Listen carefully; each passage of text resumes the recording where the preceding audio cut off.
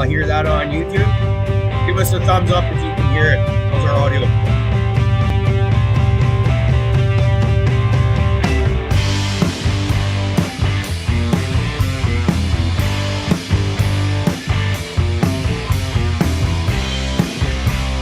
I can at least hear the opening song. Yeah. Kingfisher says we have sound. Thanks, King. Appreciate that, dude. If I ever get out of this house alive, gonna set the whole goddamn place on fire.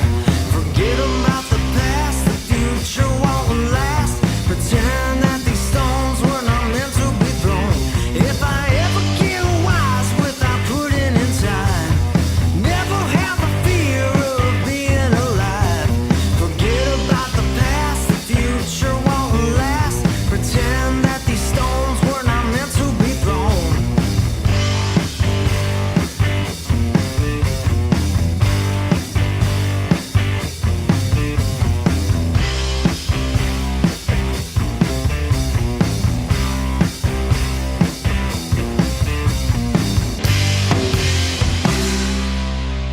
If I ever get out of this house alive, gonna set the whole goddamn place on fire.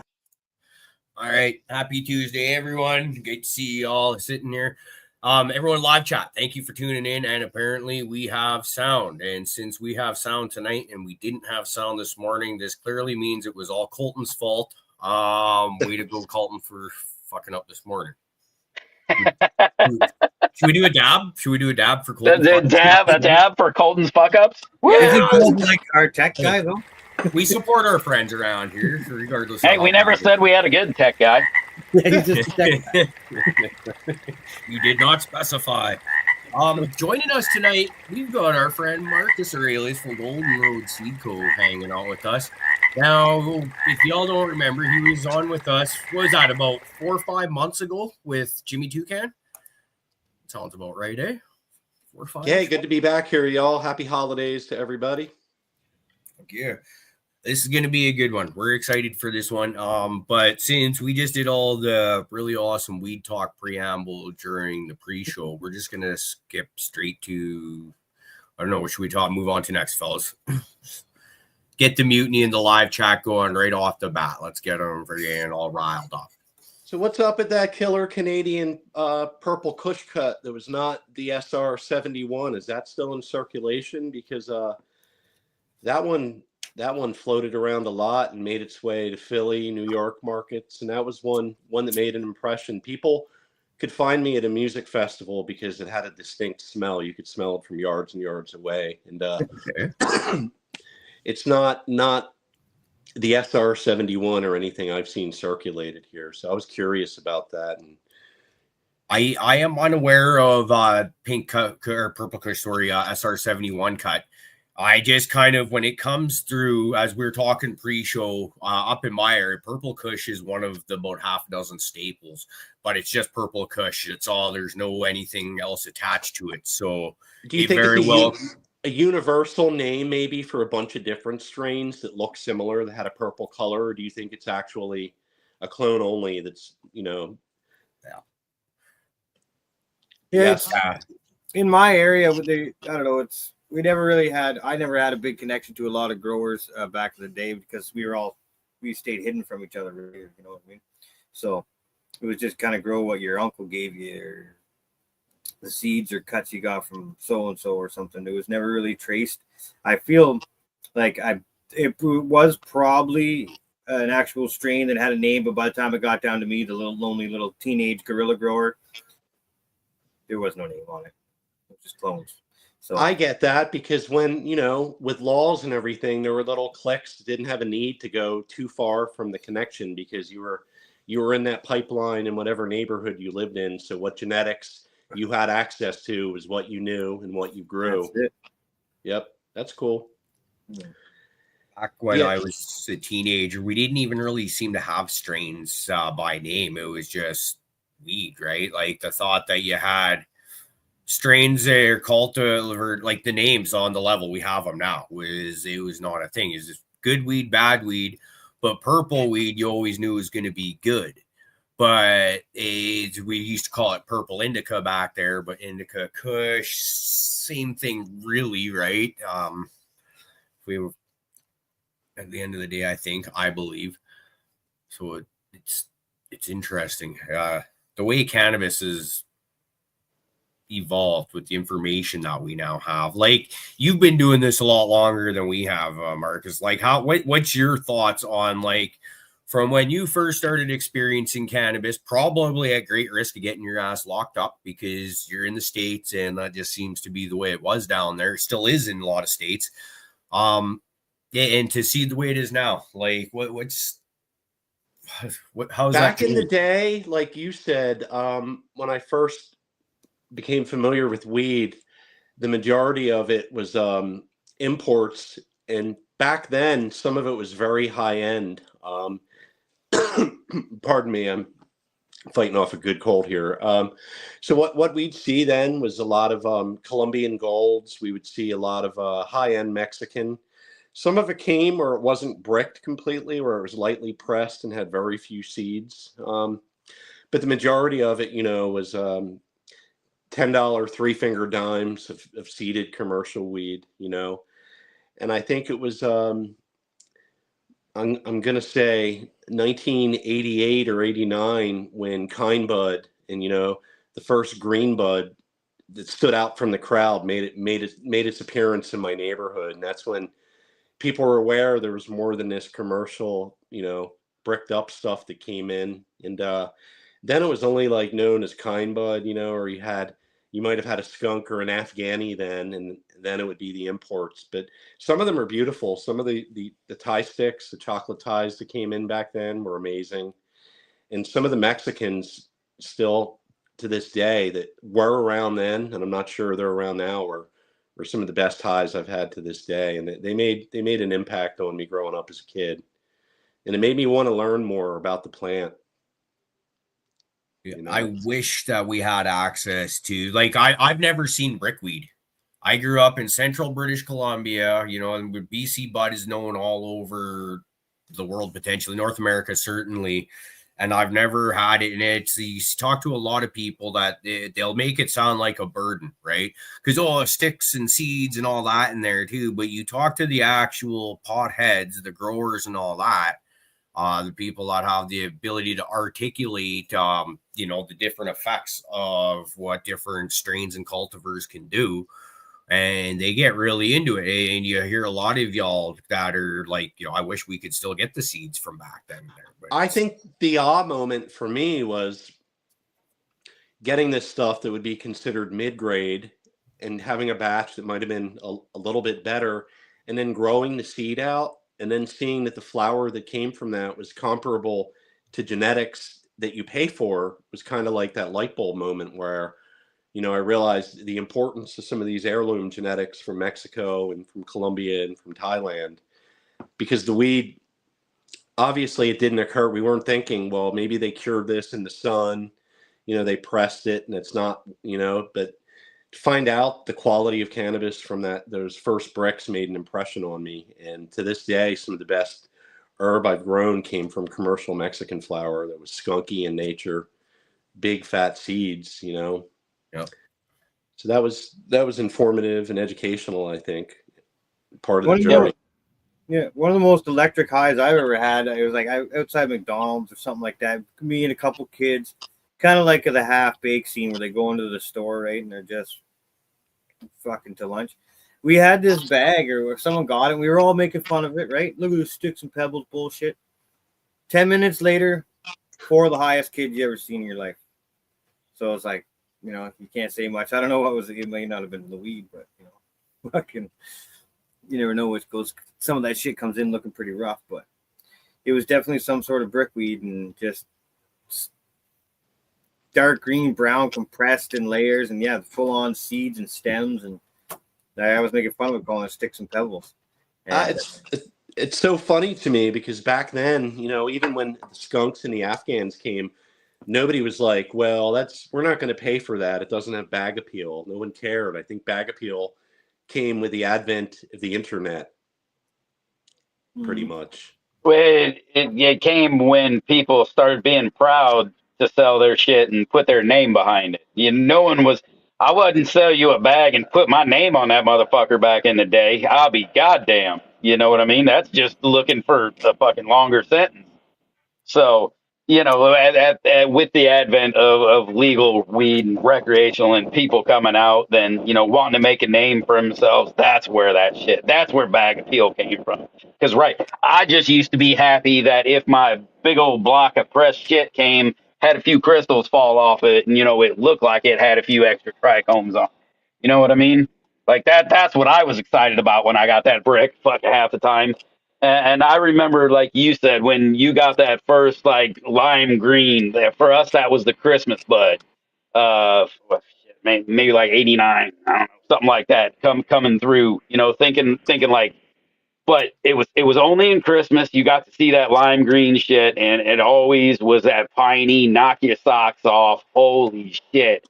But I was always a fan of the summer because in the summer you knew the skunk was gonna fucking come back around.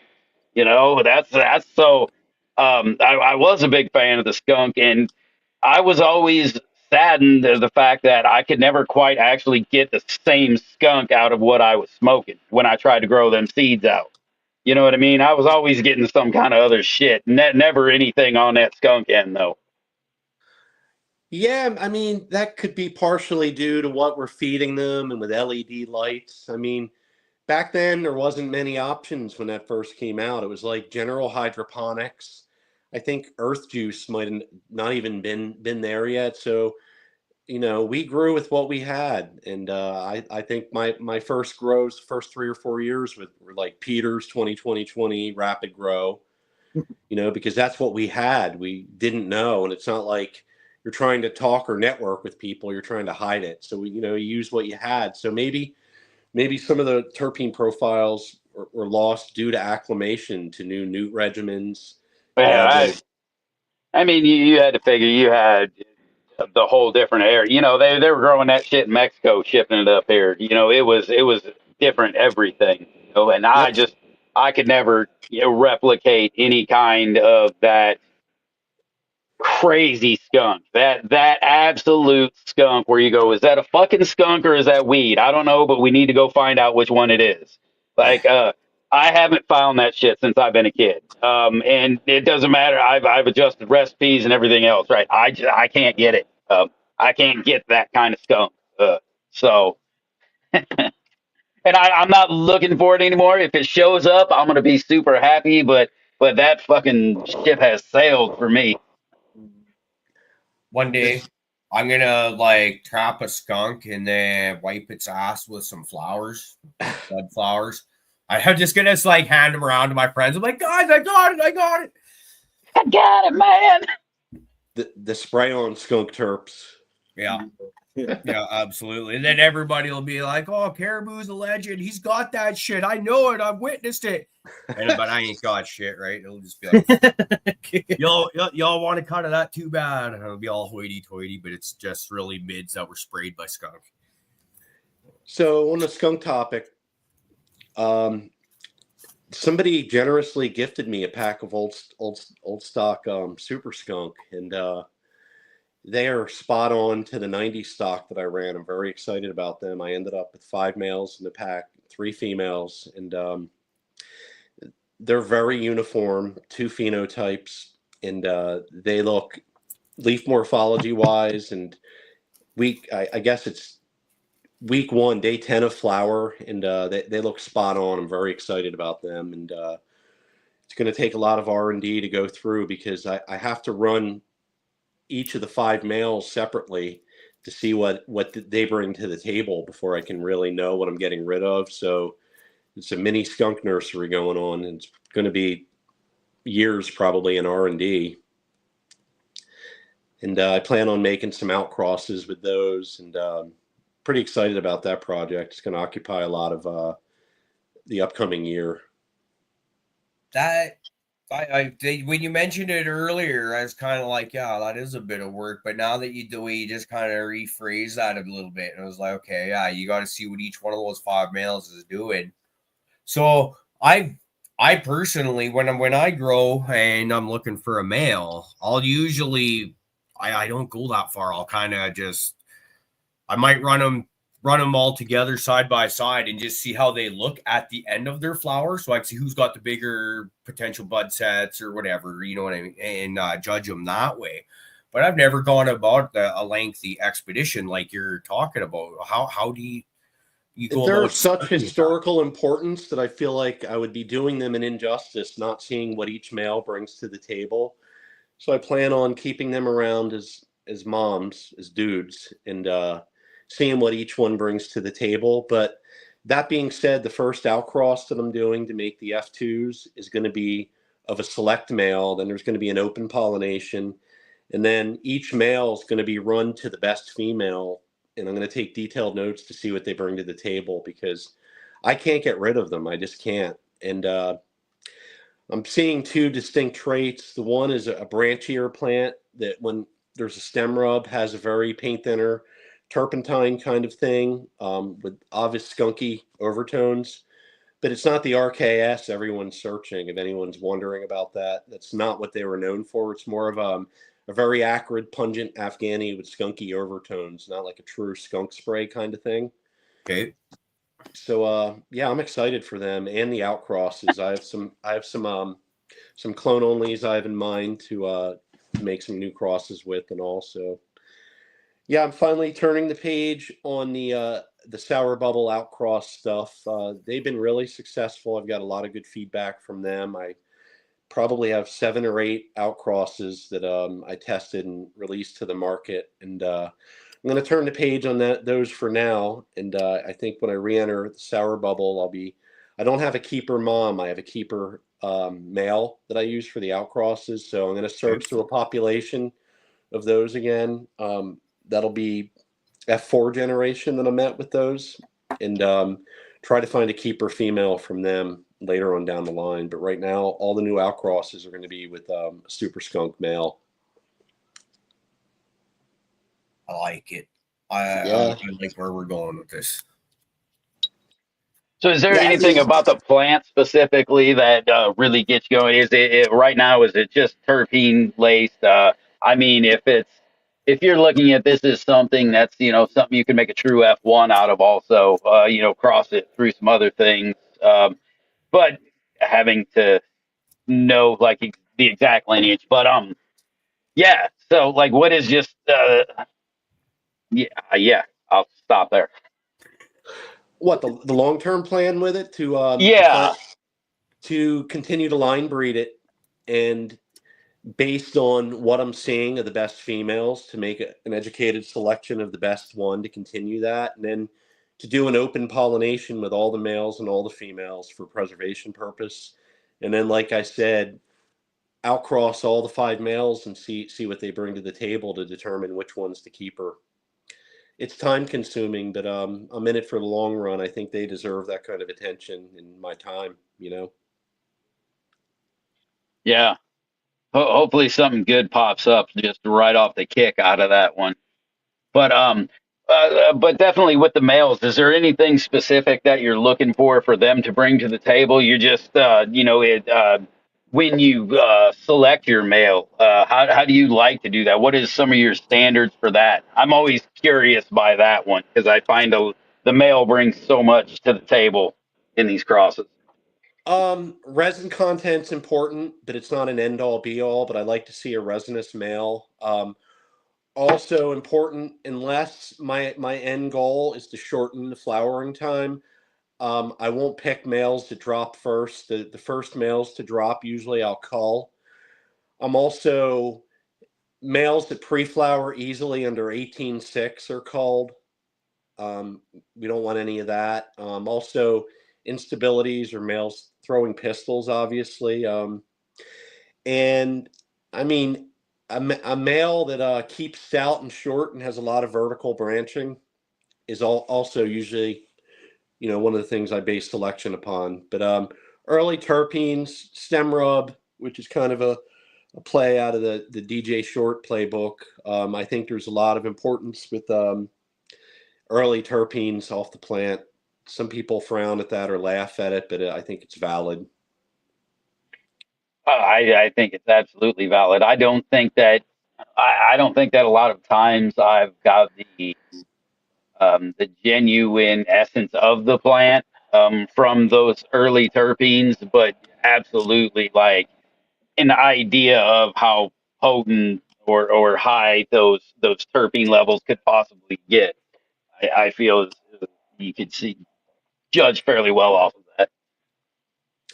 Yeah, and it's always good to see a male plant with tight floral clusters like a female that have visible resin. That's going to pass that trait on.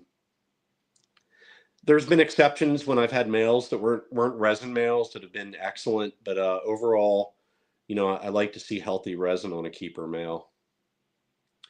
And also stress testing, like water depriving them, putting them in a 1 gallon, putting them in the heat, and seeing which one wilts first. Is something I'll do sometimes. Beat them up a little bit. Big fan of beating up the males. Just say you're speaking Fluff's language. Yeah, you are. I'm Well, speaking the love language. well, I find a lot of I've had good luck with other people running the gear, not having issues, as long as I beat the piss out of my males. And what it usually ends up being is, kind of that same thing. It'll be in a 1 gallon. I'll be like, "Ooh, you look interesting. All right, so now it's time to fucking leave you there way too long and see how you like that." And in doing that, we're not going to feed you. We're not going to, and then I'm going to decide whether or not I'm actually going to keep you. And then I'm going to throw you out on the side here a little bit where you're not going to get any light. And then I'm going to watch you for 2 or 3 weeks over there. And when you're just about dead, I'm going to see if I can bring you back to life. And that motherfucker, if it comes back, usually the male I use. And he has been a stud every time. No issues with, you know, you, I've worried about some plants not flipping in time.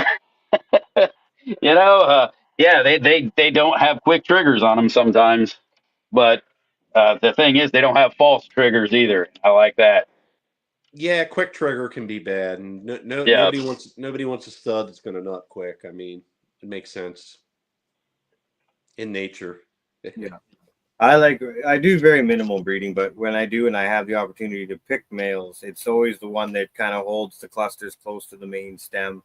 It looks like from far enough away you can't really tell it's a male. Like at first glance, you're like, "Oh, look at that bud," and then you're like, "No, that's never mind. That's not a bud." That's stacked, dude. Yeah, right. Yeah.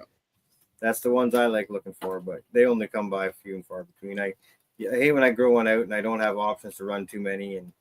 They just have big, huge branches, like a little tuft at the end. Here's my little pollen sac. You're like, ugh. got like 6 little nuts on that motherfucker, and you're just like, really, fucking prick. I met dudes like you before. That one's profit. Weak energy. So I guess other than the Super Skunk project, which is going to take up a lot of time, as my stock gets older, I continue to line breed the release stuff. So I'll be running the F gens on things I'm low of, and I keep it moving. I think it shows that you really like what you're working with, to continuously line breed them and work down the line. And ultimately, the goal is to get them to F6. So it's as a true breeding representative, I'm with you on that. I feel there's way too many F1 superstars out there. And a lot of them are putting out fire. They're all putting out fire. Don't get me wrong, but it's unimpressive to me at this point. And are you really doing cannabis any favors by constantly muddying the waters? So you're so right. And I mean, for me, I'm not putting my own personal stamp on something unless I've worked on that line for over a year. You know what I mean? And it's no knock on anybody. Everybody, I don't even look at what other people are doing other than to give it a thumbs up. I'm not that person. And I mean, everybody has a different methodology on what works for them. So by no means a knock on anybody, but that's just where I'm at, is to work the lines, see what I like, and keep it moving.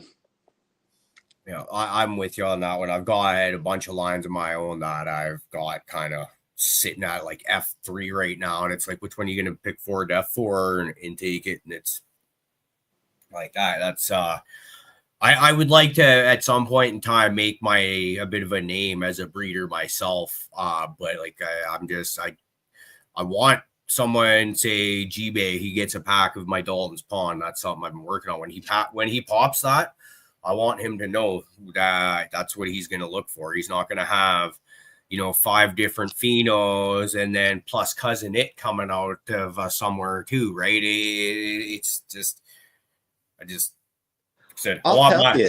you. Yeah, to be able to tell someone the identifiable traits and have 80% of it come out that way. Yeah. It shows some pride in your work, for sure. Well, and it's like, yeah, Well, breeder, like anything, you got to be able to put your eye and your mind into the form of that plant. Like, what separates the breeders, and I haven't been able to do this yet. I haven't had the time or the energy or the space to like literally grow out a bunch, pick the traits you want, and identifiably carry those on generation to generation, because that's where it's at. But it's a fucking tricky thing to do, man. And in all honesty, if we're being honest here, some of it's counterintuitive just by working with the plants. You can see things even early in their life phase that stand out. So, but if we're being honest, some of it is luck of the draw, because you can have 2 rock star parents and the alleles do not line up great, and they do not make rock star children by any means. So, I mean, some of it is counterintuitive. Some of it really is luck of the draw. And the only way you know is by continuing to work the lines. Yeah. I've done a lot of pollen chucking, so I've seen some crazy looking offspring. I'm like, whoa, it's like, ooh. And then there's always the correlation between hermaphroditic plants and potency, which I think there needs to be more research done, because you think about it, most of the most coveted elite strains are results of hermaphroditic bag seed with no real breeding to them. But I think maybe some of the problem in the gene pool with instability comes from people breeding with the bag seed or breeding with S1s, I feel like a lot of it went into that old school breeders look at the females, not the males, and they just said, "Oh shit, there's a male. We got to fucking run." Yes. There was no hunted males, so there was, like I said, I torture them, I test them, and if you don't look at a male at all, that dude will fuck your shit up. He will fuck your whole line up in a hurry. So. True I've story. always, yeah, I've always felt that the male is as important, if not more important, than the fucking female genetics that you're putting in there. Indeed. Yeah, man, selection is pretty much unique to the individual. I think there's several different schools of thought that all have validity. So I do research when I can about, what other people's techniques are, and some of it I glean some insight from that I might adopt and make it my own. And most of it for me now is counterintuitive after knowing the lines you're working with and knowing what to look for. But getting to F2s, a lot of end users that are customers and whatnot shy away from F2s because of all the variables in there. But from a breeder perspective, to me, that's like unlocking the bonus level of a video game. You get some traits there that you can't even believe came from the same seed line. In case and study, I did my F4 selection of Super Lemon Haze times A5 Thai, and in the F2 selection, I found a broadleaf female that was the dankiest, most lemon-smelling Kush thing that I've ever smelled in my life. And it's those rare recessive traits that sometimes is where you find the gems, for sure. I don't even know how that plant's such an anomaly, because the rest of the population of over 100 were jagged double leaf serrations that look like Thai leaves, and then just one anomaly with big cabbage fan leaves on there. So I cloned it, and I'm going to run that next and see what that has. I made it to the final production, but it won't be for release because the plant was so different than what people that think they're getting a sativa dom from, that I'm just keeping that for R&D. And I kept, like I said, the clone of it. But yeah, F2s are where you can unlock some real gems, that's for sure. Yeah, I've only recently started kind of picked my plants and went through my first round of what I want to be my plants, and so I'm at the F2 currently, and it's like it's hard to pick knowing that there's so much more out there to pick from. So it's like every time I think I'm not going to pop another seed and this is going to be the one that I'm going to pass on through, I'm like, bullshit, pop another pack. Well, I bet you're wrong. What are you working with? Well, it was one that a friend of our a guy in our community, Rosin Man, he threw together. It was Baklava by Pinky Promise.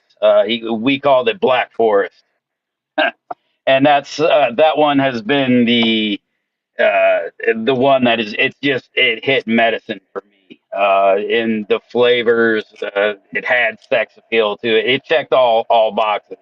The first Nice. time I fucking popped that bitch and was just and found a real good amount of the same in it. So found me some good stuff, crossed it out, and now we're hunting to work on the F2 and some of the and then actually the F3 of it, and then the F2 of a cross that came out of it that just ended up being the banger. So it just outshined everything in the group. So it's gonna end up getting moved forward. So I was real pleased by that. Awesome. So is that baklava, you say? Yeah, baklava. It's wedding cake by gelato. You know, I'm not the hugest fan of a lot of modern cuts, but I got love for the wedding cake. I have an exceptional cut, and I don't think I'll ever get rid of that. We call it Mortgage Buster because it's pretty much bulletproof outside, and it looks like Oh yeah. indoor. And it's got triangle cushion in it, so that kind of validates it. So yeah, I imagine that cross is real nice, and I bet you it's hardy too for outdoor farmers. It's a beautiful outdoor cross, and it's one of those where it's not gonna give you those huge fucking donkey dicks that are just gonna sit there and rot while you cry about it. You know, you're gonna get your harvest at the end of the year out of this, and every bit of it'll be good. Uh, a lot of people bitch about them golf balls, but I've never had a golf ball rot on me. You know what I mean? Yep, those donkey dicks are definitely a liability. That's every time, man. Yeah, and actually, not so long ago, had my first indoor ones where I found a little bit of rot. It was because it was one of them big, huge fucking colas, and I was even watching it, keeping my humidity down. But Dude, all you need is one dead spot of air. You know what it is? It's where the bud's so tight. It's where it reaches the stem and wraps around the stem. That even if you're dialed in, because I had that happen in a completely dry outdoor season. There was not a drop of rain, low humidity. Had the plant make big donkey dicks. There was zero visible mold until you got into the colas. So it can that's where it happen. was, right there by the stem too. And I was just like, because I thought I nailed it, But as soon as I broke that bitch open uh, for trimming it and shit, to buck it down to get it in a jar. I fucking popped it open and saw that. I was like, fuck. It's heartbreaking. Yeah. It's nice to Yep. have a few big, baby arms sticking out of the plant, but as a grower that's done it a lot of times, you're like, oh, I'll go in sometimes and take each individual one and bend it down every other day till you can see like each individual nug, as opposed to where they're just growing up and stacking real tight underneath each other. Because You that's got to get up all in there, man, because sometimes you might miss it. It could be one tiny little discolored leaf that you don't see, and you pull that damn thing out, and you're pulling out. And when you're doing your trim, like your cleanup or whatever you call it, going in and removing any plant material, don't leave the little stubs. Get right back to the branch. Like it's I've ruined so many buds by being stupid and leaving a little tail of a leaf that I've plucked off or a branch or whatnot, and that doesn't take long for it to rot. And then I learned that the hard way, and it was funny because I posted my plants as they were flowering on Instagram, and this dude was like, "Oh, you should pull those little leaf stems out where you defoliated them. They'll cause mold." And I was like, "Okay." I should have listened, because where you defoliate, that's just enough moisture. As that plant material dies and rots there, you wouldn't think it. That you could take out a whole big colo doing that real easy. It's sad. I should Yeah, have I don't. You just don't got a choice outdoors sometimes where bugs will shit or. I have birds. I believe I haven't seen it, but it's got to be something. And people in chat can vouch that it helped me trim sunflower seeds and like sometimes I think there was one peanut I found. So like birds are coming and stashing seeds in there, or they're dropping them as they're flying by. I don't know. But like I have a very small outdoor grow, like 10 to 12 plant outdoor grow right off my backyard or right in my backyard. So it's not like it's out in the wild or anything, but it's just like, birds flying around the neighborhood or something. But every year I find a dozen or so sunflower seeds and peanuts in my stuff. And that if I don't, sometimes I'm sure if you left it or whatever. By a stroke of luck, I'm not from Oklahoma. I moved here from my home state of PA, and the climate here is very humid. And I learned the hard way what works and what doesn't work here. But I found out by inoculating the soil with lactic acid bacteria, by a pretty severe lollipopping and getting that good airflow going, and by sensibly pruning, you can cut down a lot of mold. And also, this year, I think we might have had 3% loss, which was our best year outdoor. And I definitely attribute that to using front loading with agricultural grade calcium that I was getting from Slow Nickel on IG. And it's been really working out between inoculation and I think front loading calcium definitely aids in defense. Yeah, I had best year in a while, knock on wood, for mold, mildew, all that. Like I saw a tiny bit of PM show up in the garden literally for a week or two, and then it was very negligible, a little bit on some lower leaves. Well, I was doing proper sprays and stuff too, but then I saw aphids for a little bit, like maybe a week or two, and then I saw ladybugs all over the place, taking care of that problem. And the bud rot was like, I don't know, whatever. There was not enough to worry about. Well, where other years on a good crop on buckets, right? So, yeah, the thing here that's the worst is the budworms, and that's pretty much BT and Depel every other day. Pretty much, you got to be diligent with it because they will take you out. I probably got into that on our last live, but they're definitely a problem. I stepped up the BTI this year, and it really helped. I didn't see. I think I saw two of the little red caterpillars during the whole harvest. And I've had it before where it was like, oh my God, like these fucking things. Yeah, outdoor still has a stigma to it. And a lot of people are like, oh, it's dirty, blah, blah, blah, all this and that. But where do they think all the domestic stuff they smoked their whole life was grown? Yeah, all of a sudden it's no good for you. You know, all of a sudden it's bad. Yeah. As they pour Athena on their crops. Yeah. Now I hand trim my whole crop, so I get to look at it and see it. And if there's anything funny, look, I just throw it out. I grow enough that if there's anything questionable, just get that out of here. You don't even question it. Yeah, outdoor to me, just hits different. And we've done A and B testing where we ran the same clone only indoors and outdoors, and COAs back it up. The THC content and terpenes are always higher for me for sun grown. Oh, yeah.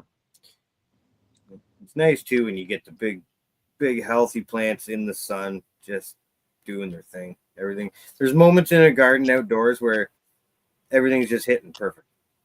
You walk out to look at everything, you can't see any yellow leaves. There's no bugs in sight. Wind is just blowing perfect.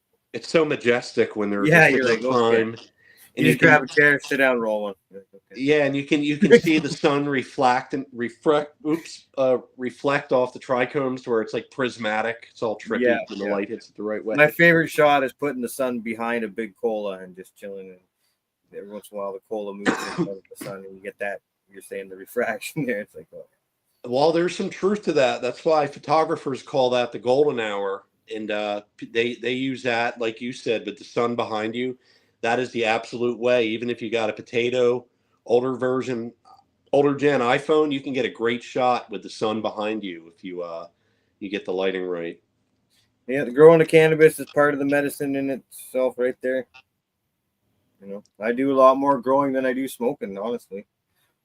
It's like I smoke a lot, like, every day, all day, but Oh, and I almost forgot about it. Some exciting things since I've been here. I was requested to join the Grateful Head LLC, and I'm still processing that. I mean, man, that's an honor and a huge privilege. I don't even think I've processed it fully.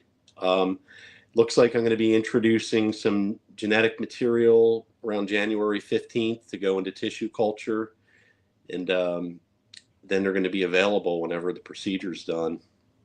Pretty excited about it. It's cool. Wow, that's a lot of fun. I forgot that you're actually you're a big Grateful Dead fan there. Phil Lesh just passed. That must have been a big one there. Yeah, man. I mean, he's an icon, and they were definitely a part of my shaping of me loving weed, because before the internet, the Grateful Dead and the shows was like the internet for weed geeks. And to this day, some of the best genetics I've ever come across are in the Grateful Dead. And by the way, I'm not just a deadhead. I already told you I came up on metal. Yeah, no, I love it though. I actually, one thing I just found out yesterday, I was playing around on Instagram as you do, or whatever social media was, and this list of 5 members of the 27 Club came up. And one that I was completely unaware of was 20, because it's the usual suspects, right? You got like Hendrix, Joplin, etc. I had no idea Pigpen was part of the 27 Club.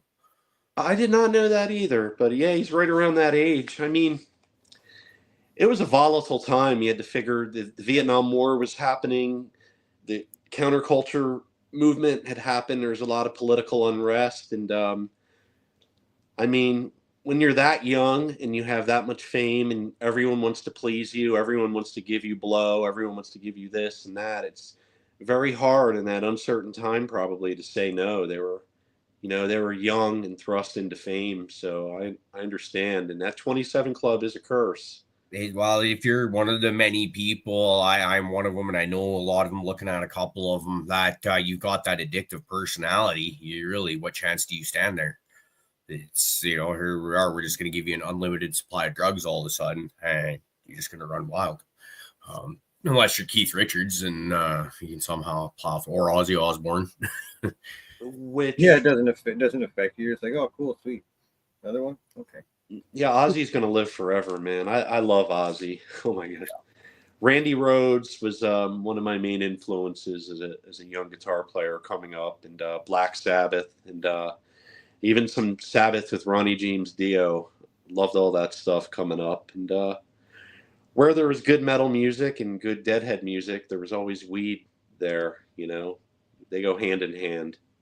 I absolutely agree, man. Weed and music. That's kind of like how many of us, live chat included here, like how many that was the soundtrack to basically your teenage years, right? You're starting to experiment, weed, maybe a little acid or mushrooms in there too, because hell, why not? It's about that time of our lives. But you always had music in the background, always.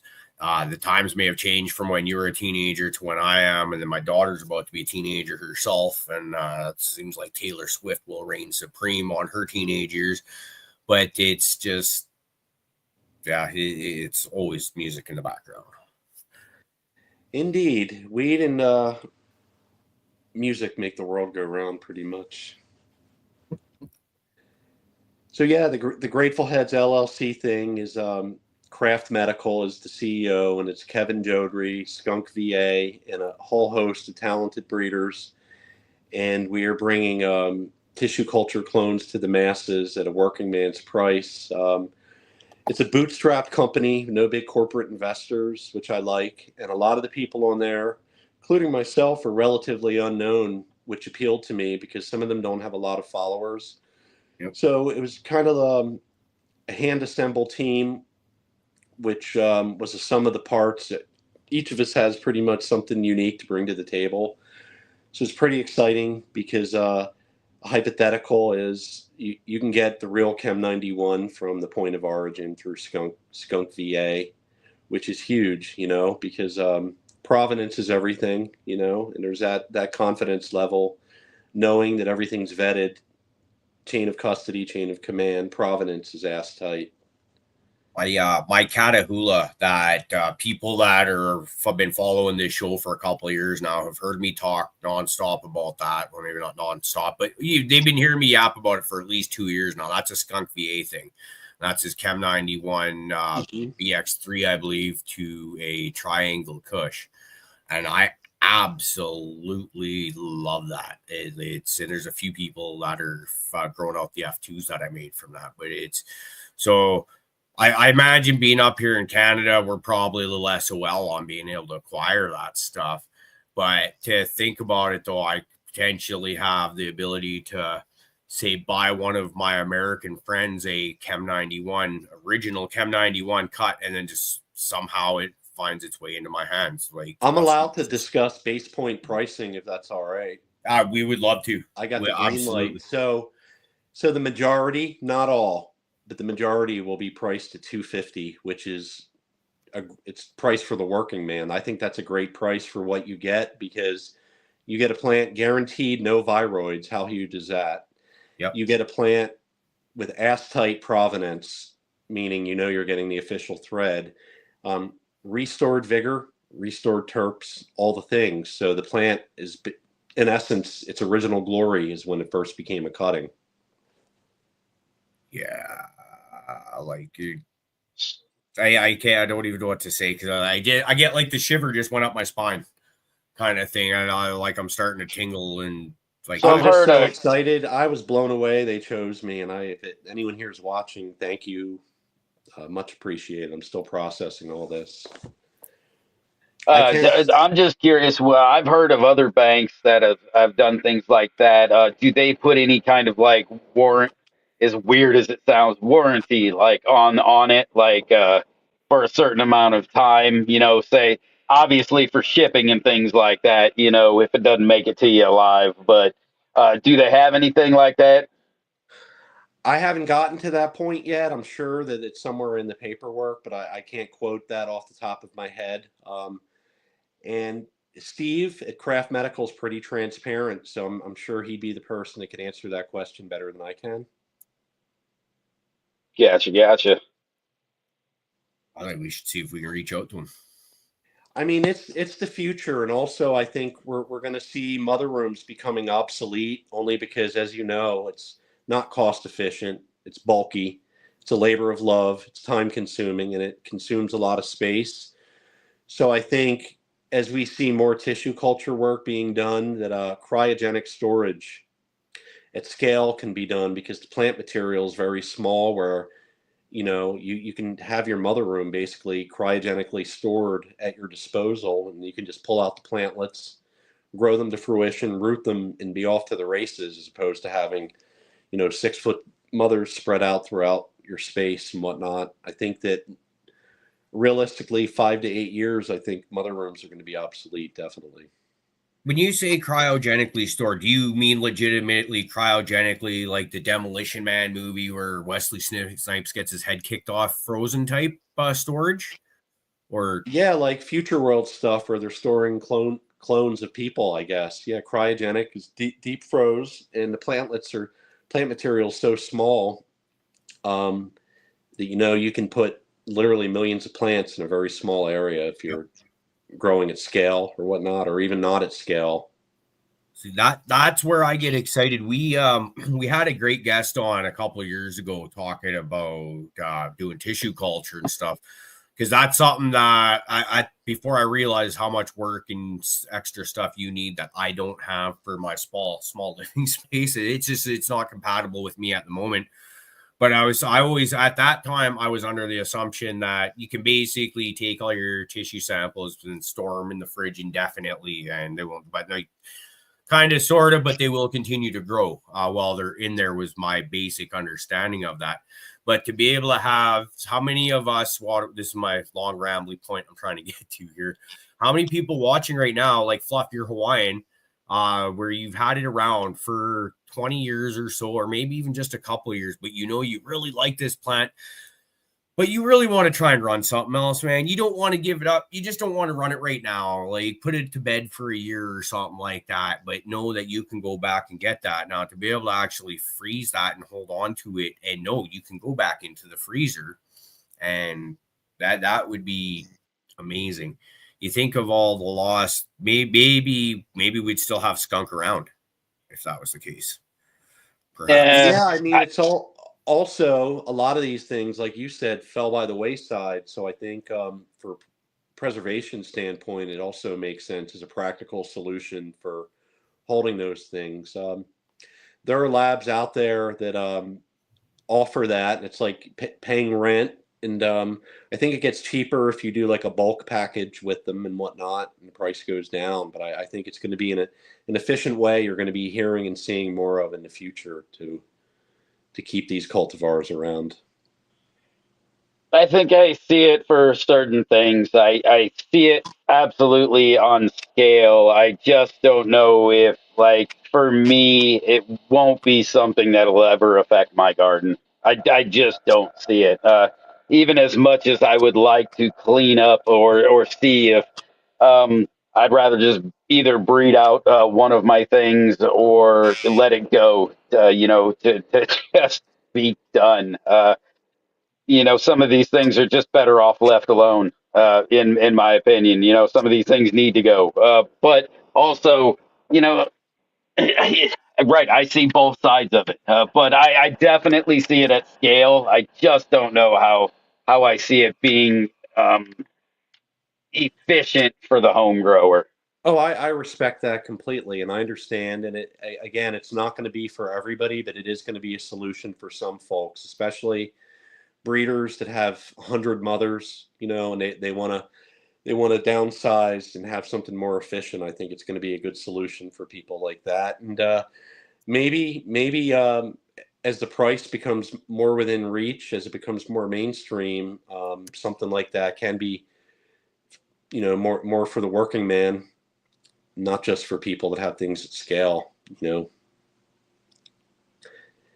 Purists are What? always purists. I think might not understand the full, I guess, the full scope of tissue culture and what it does. But I think it's definitely valid, and I think that we're going to be seeing a lot more of it in the near future. Yeah. What are y'all I smoking on this? What are y'all smoking on this evening? some investment dog from Family Tree Seeds. I got a Nice. jar of grape hoolie. A buddy of ours in chat here, he made a bunch of stuff up, and damn if it doesn't taste like fucking grapes, man. Nice. Yeah. Got some Smoking on Ghost Walker OG. fire. So that's the Ghost Albert Walker cross. Skywalker, this thing, yeah, it's crossed all kinds of fucking ghosts. Ghost by shit, I'd have to look at it. Let's see, the guy who gifted me the seeds there's in chat. It's a Humboldt Select, I believe, bred them. I believe is who that came from. And what the hell was it, man? It was like Ghost OG by like Louis the fucking something by, yeah, and then crossed out to like six more fucking OGs. So that's some Across the gas. Skywalker. Yeah, it's got some gas to it, man. Aficionado. Thank you. I'm sorry. I butcher There you these go. fucking names, man. We should rip a dab for all our awesome people hanging out in the live chat. Nice. I'm smoking on some pot of gold from the Flying Dutchman from 90s stock. It's Hindu Kush Skunk One.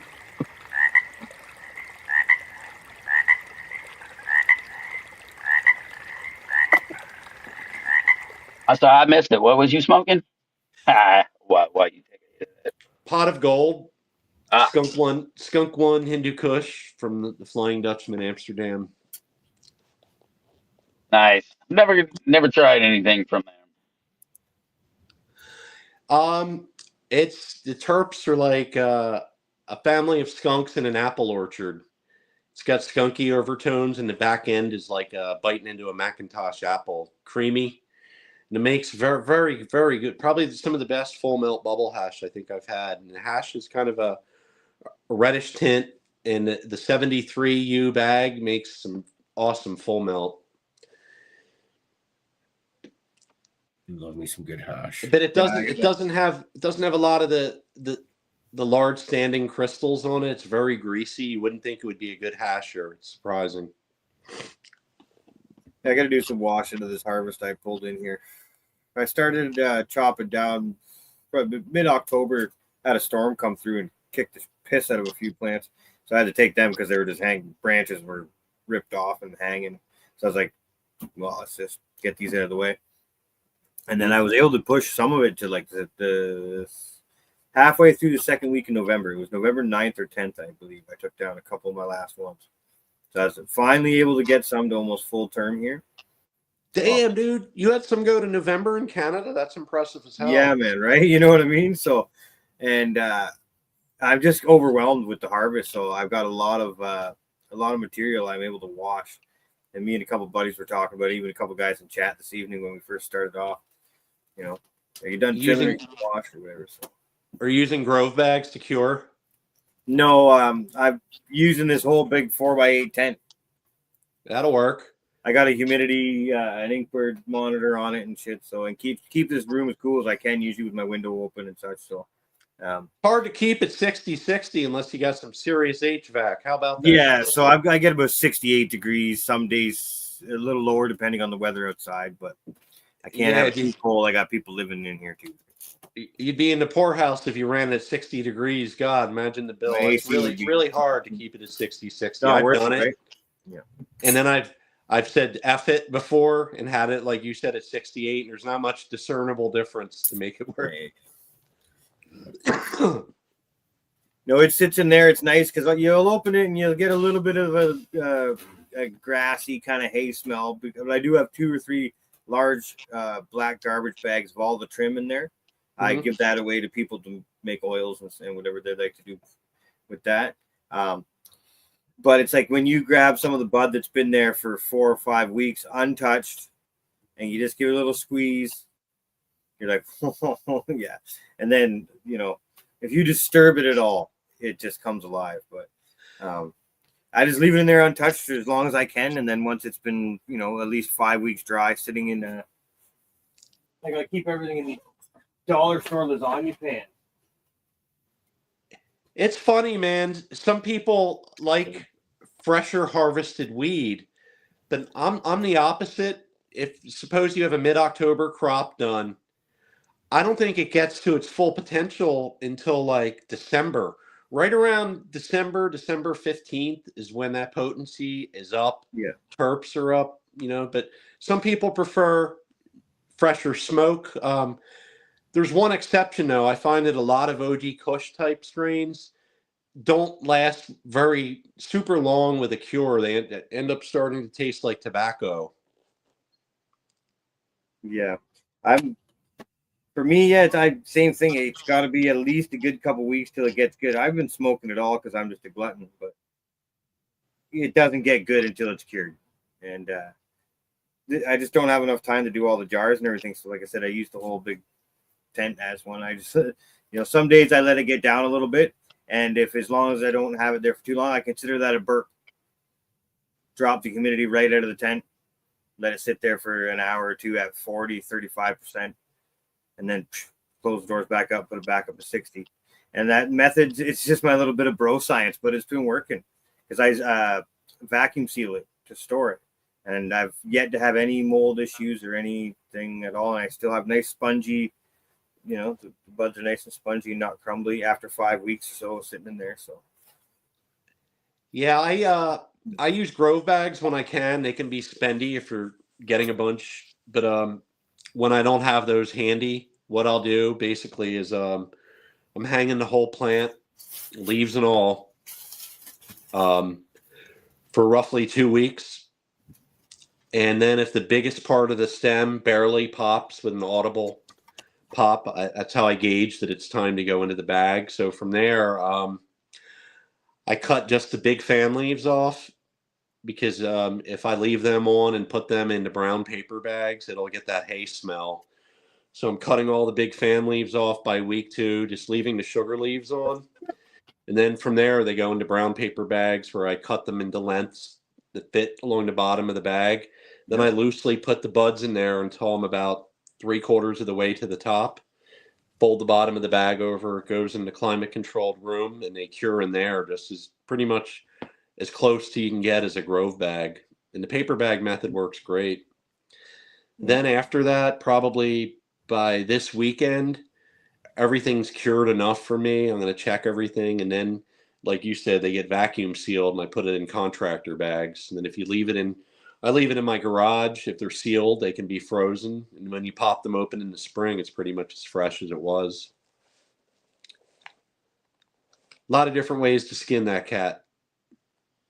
Some people wet trim, some people cut the fan leaves off immediately. That works too, but then you're going to have a shorter drying time, you know? I was just thinking when you said like when you can get like the thickest part of your stem and just give it the edibilist like this.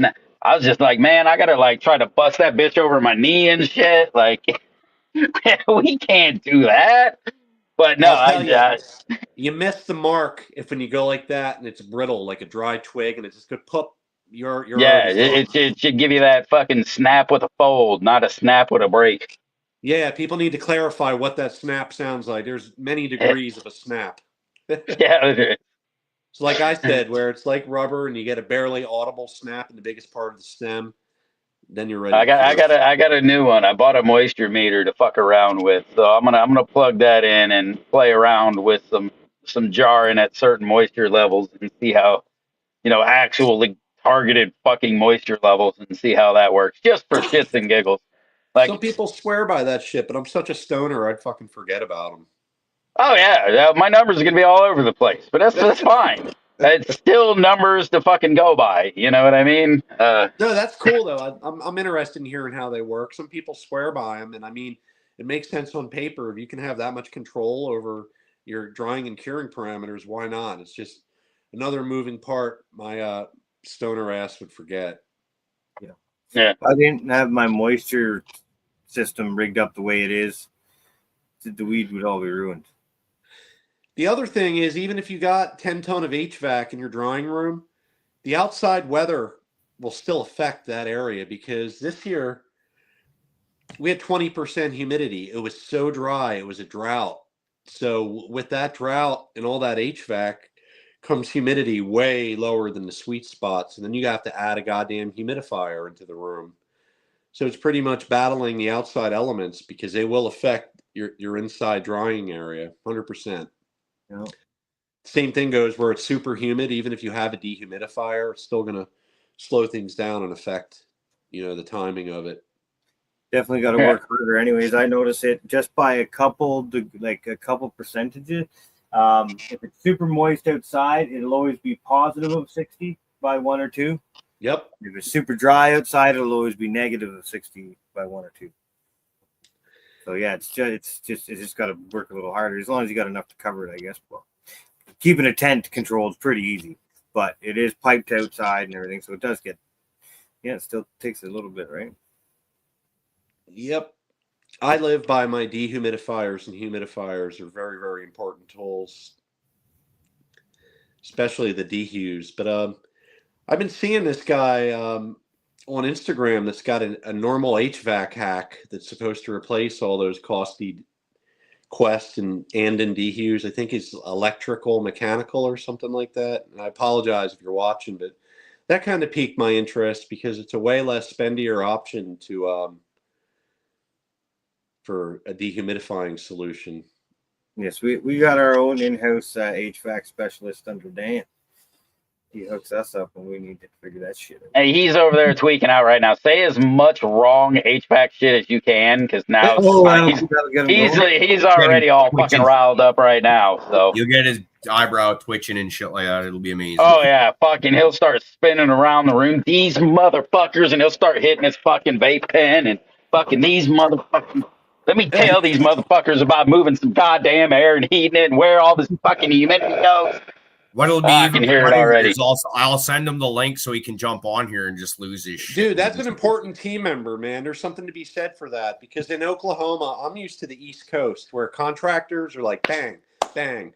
They're a dime a dozen, and they're all super skilled and efficient. I come to Oklahoma, and it's like smoke signals, crickets chirping. You call the guy, his brother might know if he can do the work. And it's like, Jesus Christ. So that being said, it took me 2 or 3 years to find the right HVAC guy. It took me 2 or 3 years to find the electrician. And those are some MVPs in our game, man. And it didn't come easy, but they are as important as anything, because we've had outages, where he saved my ass, both of them. So yeah, props to the HVAC guy. They're important, because I'm definitely not one. Me neither. No. I can Hell lay no, that bricks. requires a meter and knowing these fucking numbers and where to put that meter without making shit blow up. I've done that before. That's a fucking, that's not something you want to explain to the wife after you. Well, it was working okay, and then I completely fucked it up. So now we need a brand new one. Yeah, my What? guy What? does emergency calls and doesn't hit me over the head. I can count on him. So those people I am grateful for every day. He's definitely saved my ass more than once.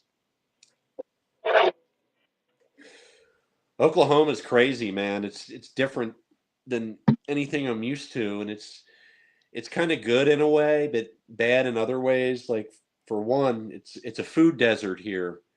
I mean, you don't have much option. It's like fried catfish, fried chicken, and the southern fare, which is okay, but try to get good seafood here. It's just not happening. And what they pass as pizza here is pretty bad. But that being said, we're in a part of the state that has more of a moderate climate than all the heat. I'm in the foothills of the Ozarks. So it's actually zone 7B, which is ideal for outdoor cannabis, but it's only this little tiny sliver of the state. And it seldom rains here in the fall.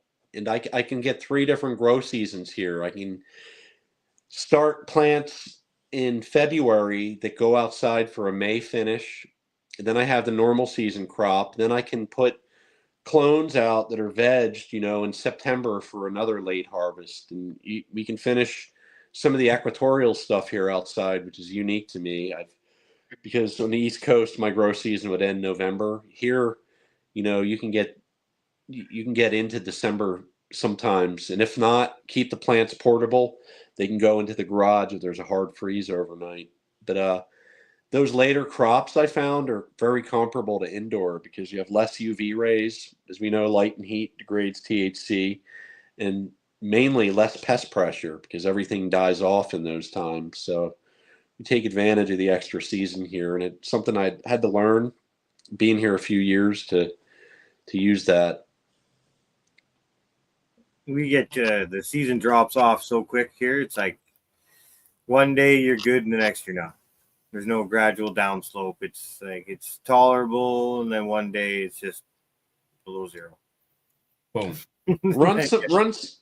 Dr. Green Thumbs isn't the easiest guy to deal with, and I know he gets a bad rap, but his Iranian autoflowers were fire, and I'm not a huge fan of autos. They were banging, and they're pricey too. But yeah, that guy's got some good gear, I'll tell you. Finished up nice and early too. Then you ever ran any of Dr. Green Thumb's gear? Not Dr. Green Thumb, no. You know about him? No, not really. Where would they fill me in? He's Canada based. He sells feminized seeds of a lot of the more rare U.S. elite cuts. And you have to pardon me. I'm fighting the flu here. I got to blow my nose. Yeah, no worries, bro. Excuse me for a minute. You're Canadian, I like that. I like that. While he's doing that, I'm gonna bounce off this screen, jump on my phone, and jump back on with you guys so I can head outside and smoke a joint. I'm fucking holed up in a hotel room. I can't smoke joints in here, so I gotta go outside. Well, you could. I've set off alarms before, man. It's not working. Yeah, don't put yourself through that. No, in your luck or my luck, I would set an alarm off. Yeah, I've done it a few times. That's a real motherfucker. I've done it once at like a fucking casino in Vegas. Yeah, that's oops. Like 3 a.m. You set off the fucking fire alarms in the room. Luckily, like, I think they must have some fucking protocol for fuckery out there, because the floor wasn't evacuating right away. It's crazy. It's still demonized. You know what I mean? But yet there's still tobacco ads and ads for alcohol. There's definitely in certain areas still some prohibition aspects. And I think we're seeing that on our social networking where, the hemp bill has declared that seeds or hemp, we're allowed to post our legal plants and all. And they're still censoring people and blocking posts and all that. It's just absolutely ridiculous. And it's sad because it's hurting a lot of people's brands because they use these platforms for their business. In fact, we can't even get legal. We can't even get actual legalization rolling anywhere. I don't know, maybe in other states, but I can only go by the state that I live in and what I know. Like my state still fucking, you can still get arrested for it. Like they just reversed the they tried to do a ban on cops saying like you smell like weed. I got every right to search. We like enacted a ban on it. They're like, no, that shit isn't fucking legal. They just reversed that. Like that's how much bullshit like we have going. Like we are actually losing rights while they're fucking making more money, and we're still going out spending money at their fucking dispo. Well, I'm not, but motherfuckers are, and I find that shit just absolutely repulsive. You It's can a fucking do that victimless shit. crime, and all governments should be held liable for it. I think people should all be compensated. Whoever caught any kind of weed charge, they have the money to do it. It's just it's sinful, I think, and the stigma attached to it. I have 2 weed felonies, and it's a blemish, man. I mean, it's not like I'm ever going to look for a corporate job, but still, there's still a stigma attached to it. But go out and buy a 6-pack. We have ads on TV, or go smoke cigarettes, dip snuff. We don't give a shit. But we're gonna demonize you if you smoke weed. Well, they demonized all the fucking smokers already. I mean, they didn't do the greatest job, because fucking big tobacco pays everybody so much money. They didn't want to completely run them out. But fuck, boy, they've demonized the shit out of all of that. Like, fuck, I saw up in Canada, I'd be fucking repulsed to buy a pack of cigarettes up there. Like, what the fuck? Dude, I think we're at the point now where we're actually putting warnings on individual cigarettes and shit like Bro, that. I think you had fucking photo. Yes, you had That's nothing warnings new. on every. Yeah, Oh, yeah, I'd never that's seen not, that shit. dude, that's 25 years ago that started. Like, that's old news right now, right? It's like you'll have a picture of someone's like nasty ass meth teeth, and they're like, "This is nicotine did this," or a picture of like a cancerous lung from a smoker and shit like that, and like Yeah, smoking bro. gives Like, you lung cancer shit. But now they're actually putting warnings on individual cigarettes. So you buy a pack of each 20 individual cigarettes. one. Yeah, I'm like, They're a little Right. late to the party, I think. I I actually fucking dug through a goddamn ashtray because I was like, is there a warning on every fucking cigarette? I was like, what the fuck? I was like stoned and curious one morning outside the hotel, fucking hanging out at G-Bay. So that's what I was doing, digging through fucking nasty ashtrays, going, they got the weirdest shit around here in Canada. Oh yeah. Yeah, the social networking platforms have no business banning posts and suspending accounts. I see it more frequently every day. And if I recall correctly, January 1, Instagram's passing new rules to where cannabis content's going to be in a category for 18 and over. So the jury's still out whether that's going to help us or hurt us. But I'm hoping there's some change in the near future. Otherwise, there's other platforms like X that are gaining some traction for the Canna people, Discord. I lost my Facebook account, which is a tragedy because it had a lot of the music stuff I did with music production and my band, family photos can't be replaced. And they gave me the option to appeal it to get it back, but there's still crickets chirping. And that was a big part of our business, and they have no accountability for it. So I'm hoping to see a changing trend in that because not just lots of businesses have been hurt by censorship. yeah, I am fully anti-censorship. Like, and why as you say, yeah, we're when you see some of the videos that like say our Instagram DM groups where we're messaging or DMing people videos of the most fucked up shit sometimes, and you're like, Oh, well, that's yeah, okay dude. on Instagram. You can show You know? underage ass, you can show bestiality, and you can show people being beheaded. But God forbid you put up a juicy bud. Yeah, that's just fucked to me. But bestiality is cool, or underage girl, all that garbage. That's Well, okay though. Well, I'll agree with the bestiality part, because when you send that video to your buddy and then you get the "what the fuck" response, like, that's pretty sweet. Yeah, man, it's a strange world. It's like two parallel universes. You got to wonder what's making, like, the AI should be advanced enough to distinguish that we're not the weed plug trying to sell someone packs, that we're advertising a seed for a flower and the seed is legal. So I'm not buying that the AI bots do that. I honestly think it might be some nefarious actors like big pharma or big ag data mining for when it's declassified as a Schedule 1, maybe.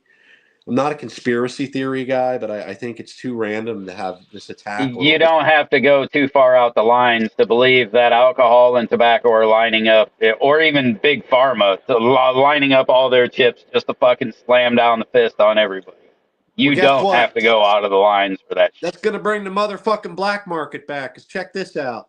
Now you got corporate professional people that want to smoke. You got people that want to be discreet, that aren't going to want to be seen at a dispo.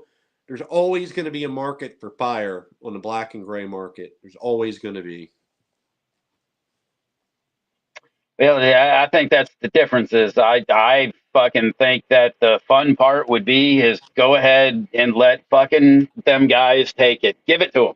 Let them fucking be done with it and have it. And so once all that is said and done, and we can get the weekend smokers who just want to buy their 20-pack of fucking Marlboro mids and fucking go along their way, and we can have our customer base back. We can open up a store because those guys aren't worried about the craft market in any way, shape, or fucking form. As a matter of fact, they want a fucking good craft market so they can buy it, so then they can have that part too. So they want you as a craft market. Like, they've proven that with beer, and you can make all those things with alcohol. So, I mean, you already have all those chips. They're lined up. Like, fucking let them have it, and you honestly would fucking probably be better off in the craft market afterwards. So, It all boils down to greed, man. It's always been the people's yeah. plant. It's never been the corporate people's plant, really. It's been the people's plant. And that's, hopefully there's a resurgence back to that, because I would rather have a good home brew, a heady craft beer any day than some mass produced watered down garbage. That's just me though, and there'll always be the discerning clientele who wants top Well, grade. It's certainly and not and going that's to be the in a I'm sorry, and I government was mid just factory. yeah, and I was just gonna say, and that's the thing, whereas we all screamed legalize it and we want it and fucking let us have it, and this is the repercussions we have. So now you get to vote with your dollars. The thing you want, now you have to go out and pay that premium to get the good shit, because now the MIDI shit will be everywhere. Yep. So, and we wanted it. We're getting exactly what we fucking wanted. Because the other And that, option would have been jail. The other option would have been jail. yeah, it would have.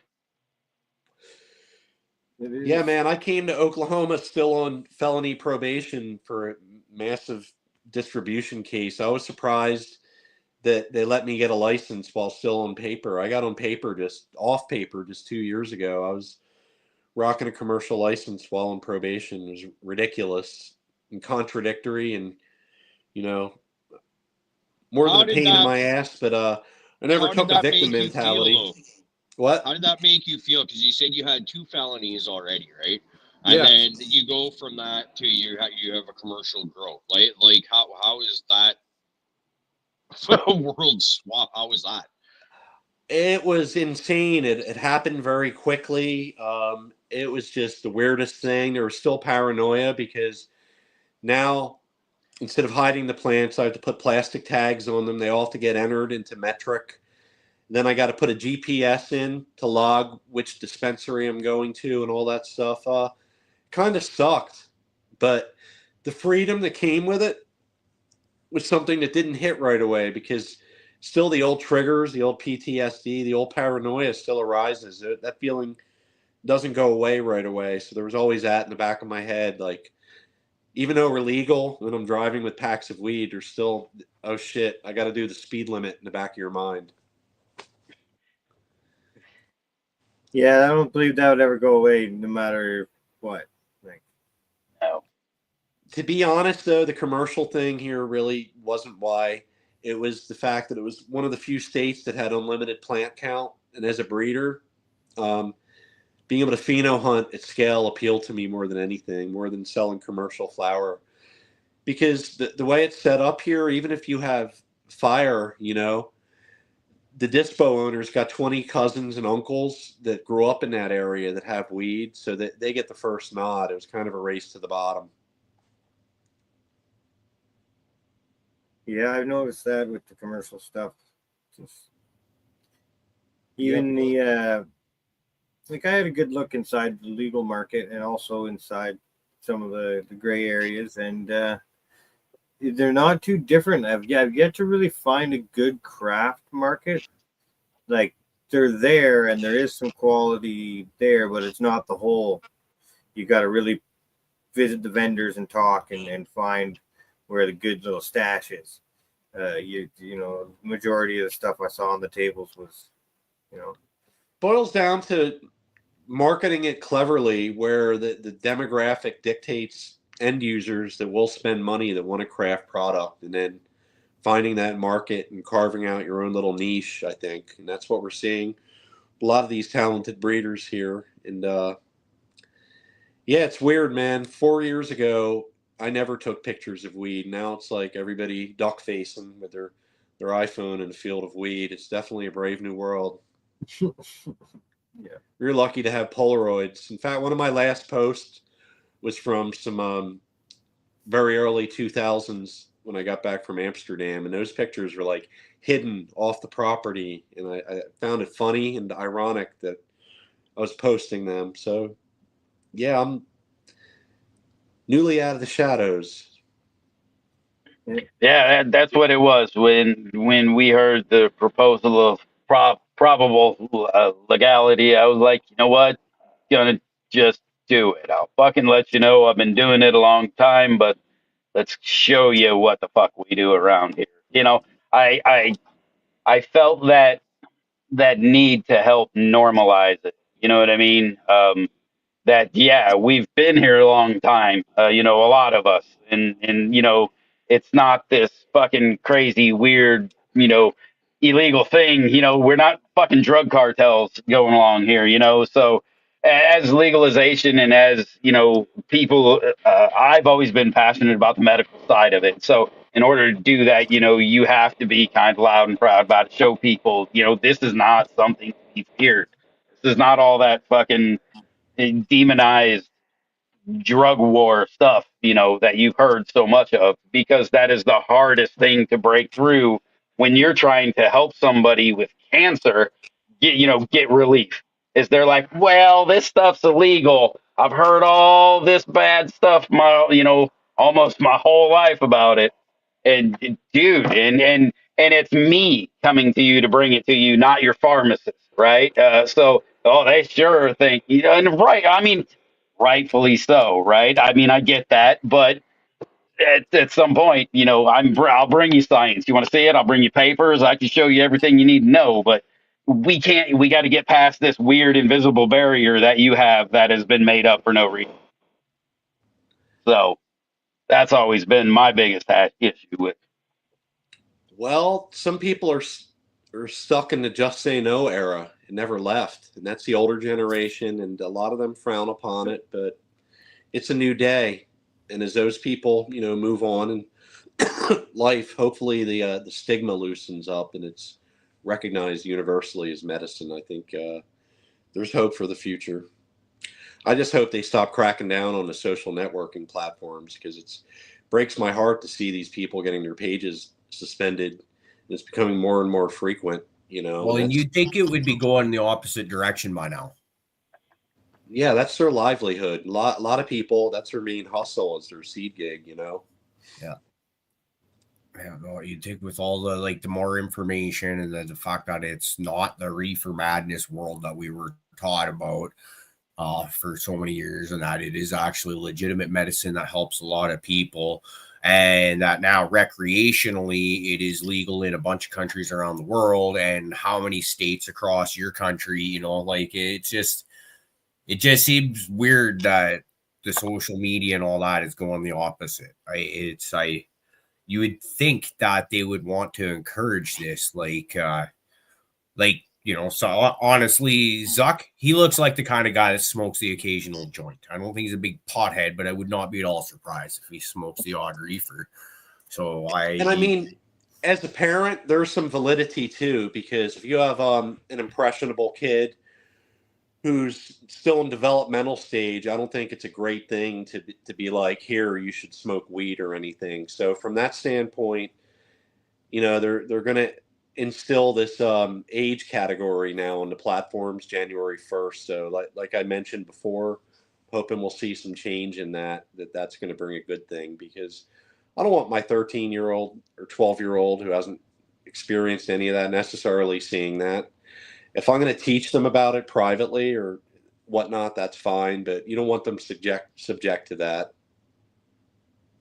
So that's the only validity I see in censorship, is just make it age appropriate. But at the point of it's a plant, there's nothing wrong with it. There is no unage appropriate thing about it. I don't see this. This is an agricultural thing. Like I said, I feel like you should teach your kids to grow it. This is something that's good in their futures, for their health, for a lot of other things. This is it should be added into a guarding criteria for a lot of fucking people. So I agree. I don't. I think your kid should be doing it right next to you, but it's always going to be the Karens who get offended. But by that's that the shit. problem. When you say that, we should put it in that 18-year-old category, then we allow them to have that fucking, oh, it's okay to just fucking cow down to them. No, because we are doing absolutely nothing wrong but trying to help people. It is a innocuous plant, fucking by all means to anything. So if I have a picture of my fucking 3-year-old fucking grabbing nugs and slapping them on their head, I don't give a fuck what you think. It's fine. So that's where I find on that one. So putting it in an age category, I don't believe is okay. And like I said, this is why I stepped on the line, because this is the normalization that we need. Is we don't need all this. It needs to be age appropriate, because there is nothing age appropriate about it. There's no need for it to be that way. So yeah, the sorry. only good thing would be from that is if that would stop the bans and the people losing their pages. Yeah. Right. They're getting unjustly banned for nothing. We all understand that isn't us. Yeah, so Yeah, the Book of Genesis says it. I'm not particularly denominational or anything, but the Book of Genesis said, all men shall enjoy all fruit and seed-bearing plants of the earth. That's correct. I think Yep. Be Real said it at some point too. Isn't it in the box?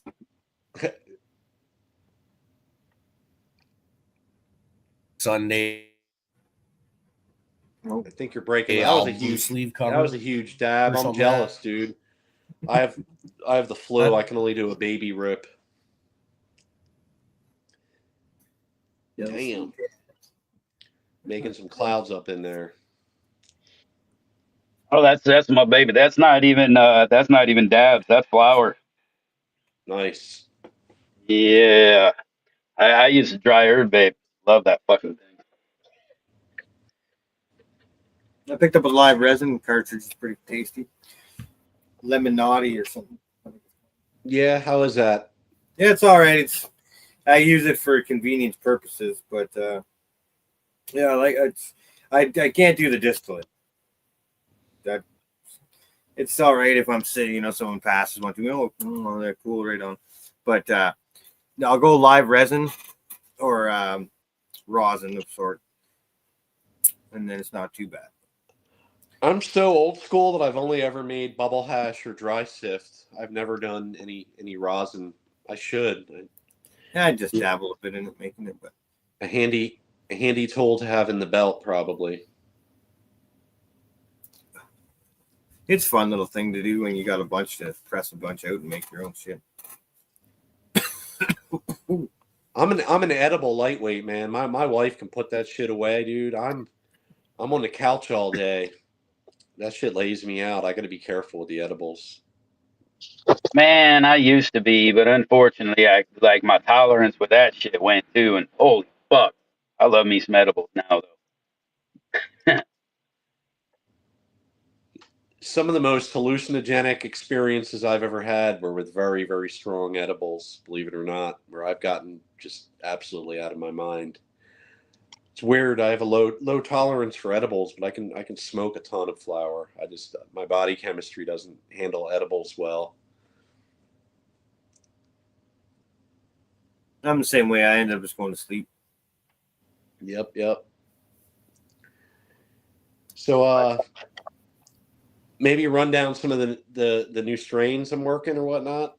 I'd love to hear about that.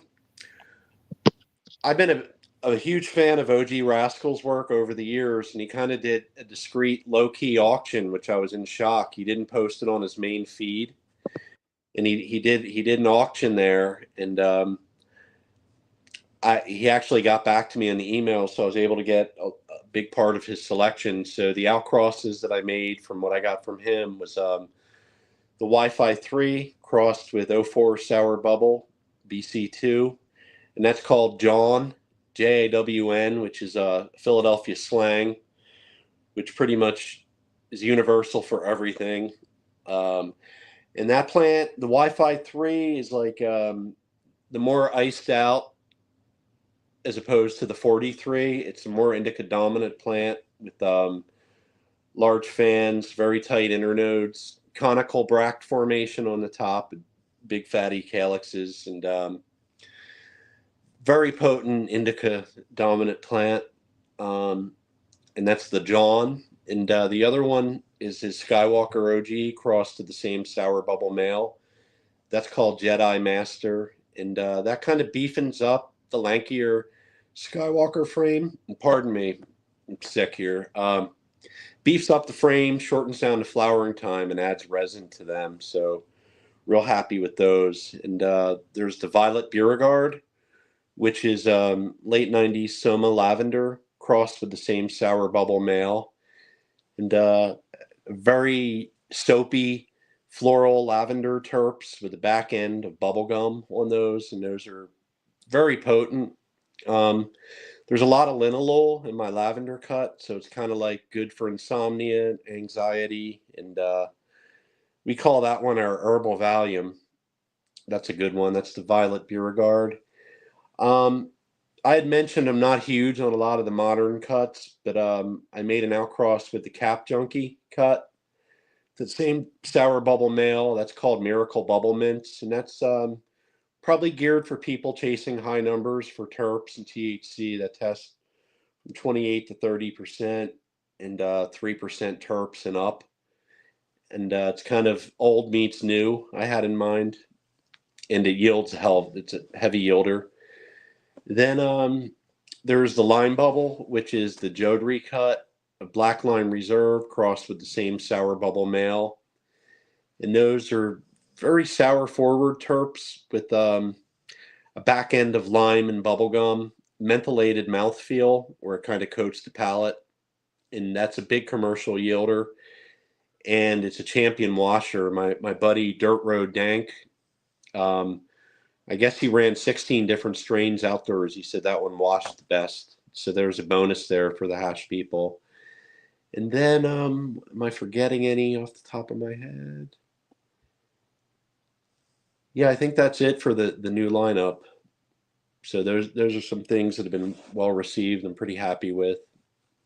It sounds all awesome. And if anyone was to want to get a hold of some of your new genetics, how do they get a hold of you? Marcus Aurelius 95 is my main IG profile. Then there's the Golden Road Seed Co. on Instagram. Email goldenroadseeds@gmail.com. Okay, excellent. I'll get those links into the description below here. My computer's having some kind of haywire malfunction at the moment. My screen just kind of went all completely black on me, and I lost everything. So I'm back on my phone right now. And Well, what the So fuck? with some of that work that you have going on right there, do you have any plans on working some of that skunk back into some of these lines? Do you have any good candidates that you think would be good for that, or do you think with the skunk you're just going to kind of keep it pure over there and not really cross it out? That's a really good question. So far the plans are to hit my SoCal Master Kush with the Super Skunk, the Black Lime Reserve, and the Wi-Fi 43. Off the top of my head, I think they'll match up really well. And I forgot another new one that I dropped was my take on sour dub. So that's the sour diesel cut from Mr. Bob Hemphill, crossed to the sour bubble '04 BC2 F2. And those have been great. They've been absolute gas all across the board. Some of the most potent flower I've had. So that might make an interesting pairing to hit the super skunk to that outcrossing and see where that goes. So yeah, those are the ones I have in mind. Obviously, I'm going to do an open pollination for preservation and line breeding with those. So realistically, it's over a year out before, after testing, anything will be released, and even another year to test all the males thoroughly. That one still boggles my mind, the amount of time that'll end up going into those to see. But by the time you do finally arrive on which male you do want, though, that'll like, yeah, the logistics is I'm too high to comprehend right now. I'm just gonna shut up. No, all good, all good. Yeah, it's a lot to digest, and it takes a lot of organization, a lot of note taking, and being detail oriented goes a long way. I take pretty detailed notes of all my selections, why I chose them, why I didn't choose them, why they got called. And hopefully my wife can redo my chicken scratch into something legible, and then maybe I can share those eventually. And some people might find some You good know it's info. good when you can't even read your own writing, and you're like, "What the fuck was I like?" I mean, if I you got to can't. write a legal court document or I get in trouble, you bet your ass my cursive looks on point. But I normally just do chicken scratch. I Yeah, can read. It's probably not legible. I can write neat if I have to, but I have to force it, for being honest. yeah. I find I'm kind of the same way. It's especially if you're at work and you're taking a quick notes of like writing sites down or whatever, and a few notes for whatever may have gone with that, just in and out of the truck, right? And then you throw it up on the dash and on your way, and then you're just like, you go to look at that at the end of the day, submit it to the boss, and you're just like, I got to put some serious thought into this. What the fuck was I trying to say there? And then you show it to your partner and be like, what did we do on that site? It just looks at you like, you know, like, yeah, it's funny. Yeah, I devil's in the detail, I think. And I think it shows general care that you care about the breeding work that you're doing. And hopefully I can condense those and share those eventually at some point if anyone's interested, you know. I love that, Tom. That's Yeah.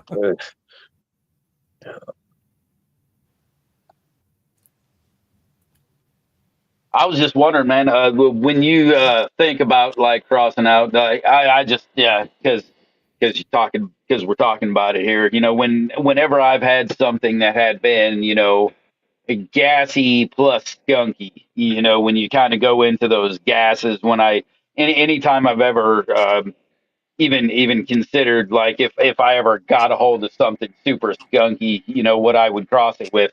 Gas has always kind of crossed my mind because the few times I've had it, while it never holds gas or fucking skunk, it always turns into something extremely pleasant. Uh, I've had both of those cure completely out to where it was like Hubba Bubba Great Bubble Gum. Um, but it did not hold that either gassy or skunky. But as that thing was growing, holy fucking shit, did it smell like? It smelled like a gas can leaked on a fucking dude doing a burnout on a fucking dead skunk. Is what the fucking thing smelled like. It had all of them wrapped up all in one. But once it cured out, none of it was anywhere in sight. And I always thought of crossing it out just to get something like that because I want the compound of what could be. Yeah, that would be good to isolate that trait and then see that in the offspring. That would be a gratifying thing for sure. Right? Yeah, gassy strains can be unstable. I believe it's due to the volatile esters, and the chemical components can break down if it's not cured the way it needs to be to maintain that gas. So far, so good with the Grove bags, though. They seem to really maintain a lot of that. I was on the fence with them until I used them. Have y'all ever used them? What's that? The Grove Purity? bags? Yeah, I've yet to use No. pretty good. No. I thought it was gimmicky at first, but apparently whatever they're made with, they cure great in there with no care, minimal care. Mm-hmm. Yeah. Here. At first, it was the bags. same. Like I thought, no. But then every time I see someone like you say they work, then it's like, well, you're the fifth person I've seen that's said they work that is reputable, right? So it's like, wow. Yeah, I gotta say, I was skeptical as hell, but the proof's in the pudding. Now it's a money thing now for me. But like I said earlier, you can do the same, very similar to the same thing with just the brown paper bags. Like I said, Not So Dog shared that with me, and I was skeptical at first, but there's not much of a discernible difference between the spendy Grove bags and brown paper bags you can get at the supermarket. Go figure. Yeah, I've just always there's kind of enough waste as there is in the cannabis space. So I can wash a jar. I can't wash a fucking Grove bag. And I go through lots of fucking jars and I don't want to buy that much extra plastic. It makes me feel better about being me. So that's where I end up on that one. Yeah, there's some validity to that. The environmental footprint. I didn't even think of that, but you're 100% correct. Jars get spendy though when you're growing at scale. Oh yeah. I'm growing for fucking me. I'm not growing in fucking scale. But I mean, yeah, there's gotta we gotta figure something out for that. There's gotta be something better than fucking plastic. That just one time use plastic. Like if it can be there's just gotta be a better way than that. Even if there was some kind of fucking at least reuse, recycle or reuse program for the fucking the plastics that we are using back through that, through the same people. I just read a thing earlier today. It was either China or Japan has come up with a plastic that completely breaks down in seawater within, I think they said a matter of hours. It might have been days, but I feel like it was hours. And if we could get on board with stuff like that becoming all over the place, that would be amazing. Although I kind of wonder when you talk about plastics in that terms, like wouldn't something like say a soda pop eventually affect that and break it down too? So Right. Then you have a problem with what you can and can't because certain but liquids if we're wouldn't be able to talking be about stored. in context of something like say the Grove bags, the sandwich bags, maybe even straws or something like that, in terms of certain plastics that we do see all over the place or whatever, and replace something like that. That could be potentially great. Or maybe use like you remember those old clear papers? You could use a cellulose hemp composite type to make a more eco-friendly Grove bag. I'm sure somebody out there smarter than me could make something that has less of an environmental footprint, Yeah.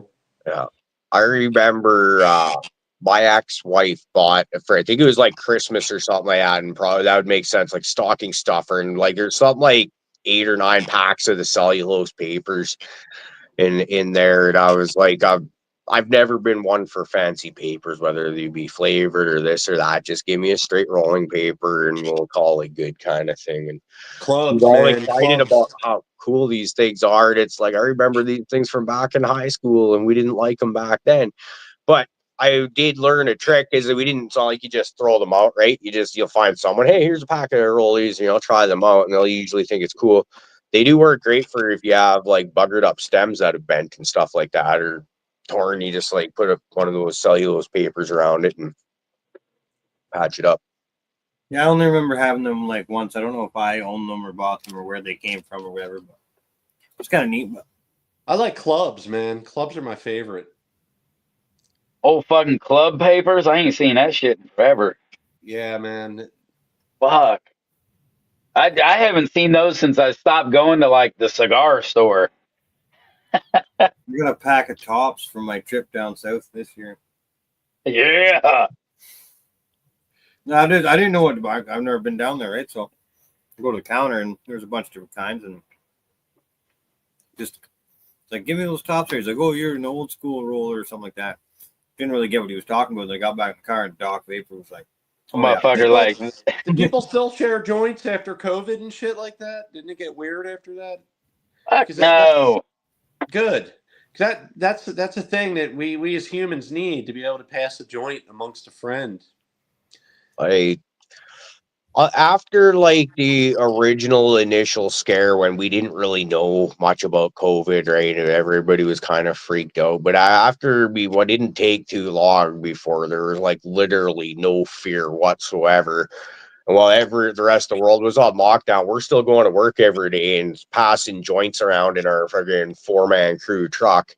Even when the rules were saying you couldn't have more than 2 guys in a truck and you had to have one in the driver's seat, the other guy diagonally in the back seat, you both had to be masked up. And I feel like your body needs to be, there's the personal. I look at being able to smoke a joint with someone who smokes weed is kind of like a handshake. In a lot of ways, right?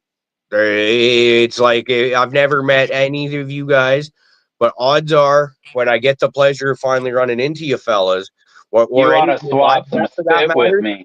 The first thing will happen is fuck a handshake, bring it in for a hug, and let's light a joint.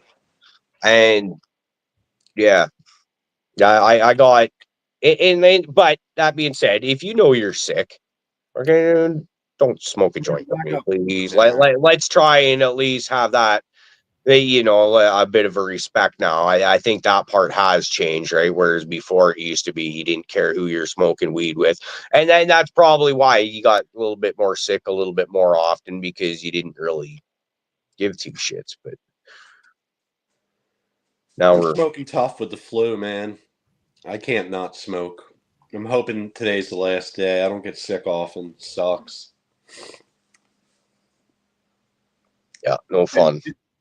Didn't Colton just go through a sickness last week and shit? He couldn't smoke either. He was getting all cranky about it. Yeah, baby hits for now, but I should be on the mend soon. Mm-hmm. I'm glad I toughed it out and got up with y'all. This hour and 47 minutes went fast.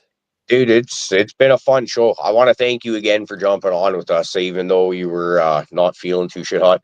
Right off the bat, I was thinking about this at work. I was gonna tell everyone that, like, well, what you don't realize is like Marcus just got hit by a train like 4 days ago or so. I think that's how long he said it was sick, right? And you get people all freaked. Oh my God, really? And he's sitting there and be like, that's what I say anytime I feel like I'm getting sick or something. I just got hit by a fucking train. No, it actually took my mind off of it, which is good, because I think, being distracted helps when you're feeling lousy. I'm feeling a little better. Yeah, not the end of the world. Don't think I have a fever. It's just basically congestion and shit. And the weird thing is we had very minimal outside contact. The only time we went out was to the gas station, which was empty, and I bought vapes. So it had to be from the contact of either touching the door or getting the vape from the clerk, taking the vape out, and then hand to mouth, because the next day I was sneezing and I was like, oh shit. And then, yeah. But anyhow, we're not going to dwell on that. I'm going to be on the mend soon, and I'm glad I made it on tonight. Yeah, so this has been a lot of fun. I'm still waiting on my computer to reboot itself up, but I will get the links to your IGs, both of them, put in the description below. So everyone, if you're wanting to hit Marcus up for some beans, you'll be able to do that. once my computer stops shitting the bed here. So it's Cool. an interesting process, this thing. So y'all doing anything special for the holidays? Doing any cooking, normal family gathering stuff? Yeah, just that, hanging out with fam jam and having good meals and playing with the kids and all that. It's fun with the kids, but isn't it weird getting older? It doesn't have the same impact as it did. I kind of always think back to, Christmas as a kid. It seems it's different now. It's like overly commercialized or something. Yeah, that's like, Bruh, it wasn't even Halloween and the fucking stores were busting out Christmas shit. At this Right? point, I'm like, go fuck you and your Christmas. Earlier every fucking year, right? Yeah. Yeah, like not even, like literally, not even Halloween wasn't even over. They were pulling the Halloween shit off the fucking shelf to put the Christmas stuff up. I'm like, seriously? Like Well, it isn't even fucking Thanksgiving yet, people. Come on. all us but dads are like, as old fucks, we get to have that walk with all the cool people. We're like, we're gonna go outside for a minute. You got to have the safety meetings to break up the holidays. yeah. Go for a walk with Uncle Skunkle. Well, that's the good part, though. The fucking family, they don't even fuck question anymore. Half of them expect me to bring them some shit. So it's all Well, good now. what better But, stocking stuffer? I mean, come on, some dank right? ass nug, well received gift. I remember Fucking right. way back before it was legal in Canada, when they had the gray area dispensaries going on. It was the first one of the first ones I'd ever been to, actually in the town I'm in working now. But right before Christmas, we're going home, and so I went in there and got a gram of every single thing they had. There's like probably 20 different strains they had, and that was the old lady stocking stuffer for that year. It was friggin' candy, and then friggin' throw a gram of weed in there, more candy, gram of weed, more candy, gram of weed. I was pretty proud of myself for that one. Yeah, holidays, man. It's also a good time to reminisce on the year and come up with new projects with the new year coming and all that stuff. I also leave my inbox open, and it sounds cheesy and all, but a lot of people are depressed this time of year, and sometimes just being available to listen to people and shit like that, I always make a post and leave the inbox open because it's like cliche and all, but you never know. Just talking to somebody you may need just to be heard can make a difference. You're absolutely right. It's by some weird coincidence, our show always seems to end up on a fucking holiday. And I don't know, maybe we just do so many goddamn shows, it's always on a holiday. But it's always kind of are we gonna, like do a show like because we got one I think Christmas Eve. I believe we've got Right? one. And we were asking, are we actually gonna do it? Well, fuck yeah. And you know what? A lot of people have said, we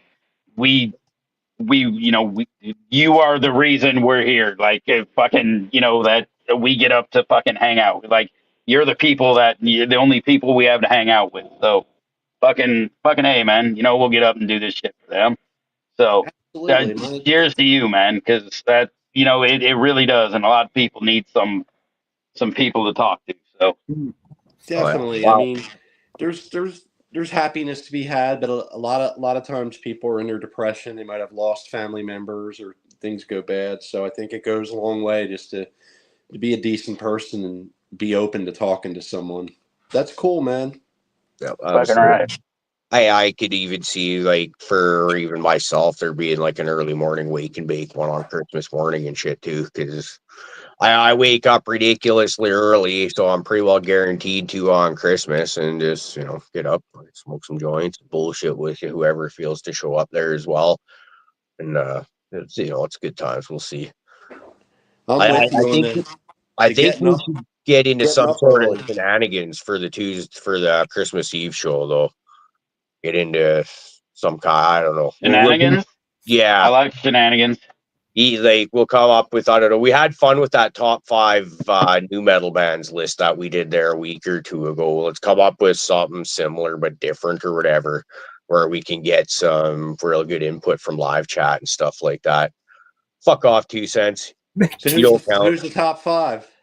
How'd we come up with that one now? Fuck, that's Oh fuck, man! What were we? We were fuck. We had some Cold Chamber in there. Did we have Primer Mud 55, Primer 55 was in there? Static X, Static X. Snot, Oh yes. and then Slipknot. Did Slipknot make the list? I thought you convinced me to kick them off for somebody else. No, Would you dropped them Mastodon for be Primer. considered new metal? Say again. Mastodon. They Ooh. would have been thrown into a different category, but they're fun, Ooh. man. I just got to see them over the summer. They're playing with Lamb. Fuck yeah. They were a That's good a good show. Yeah, they were cool. I like as a guitar player, I like the more progressive heavy metal. I'm a huge John Petrucci fan. I like Dream Theater. I came up on Slayer. South of Heaven was always in my car. And Megadeth, man. Yes. They had some of the most formidable guitar players on the planet, including Marty Friedman and Chris Poland. Yeah. All amazing shredders.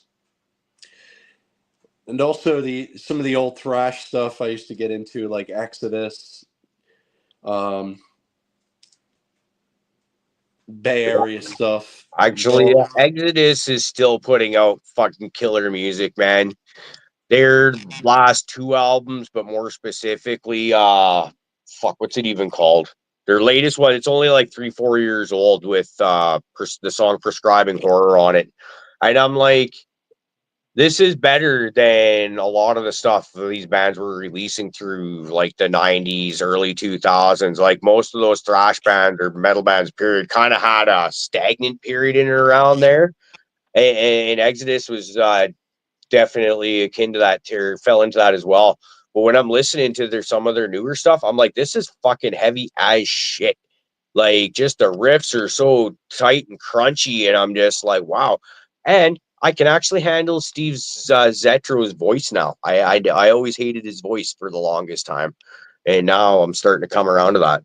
A lot of it sounds different than what I'm used to. I can't say I'm well versed on current heavy metal music, but it seems like there's a lot of 7-string guitars. There's a ton of very, very drop tunings, and there's a lot of Cookie Monster vocals. Yeah.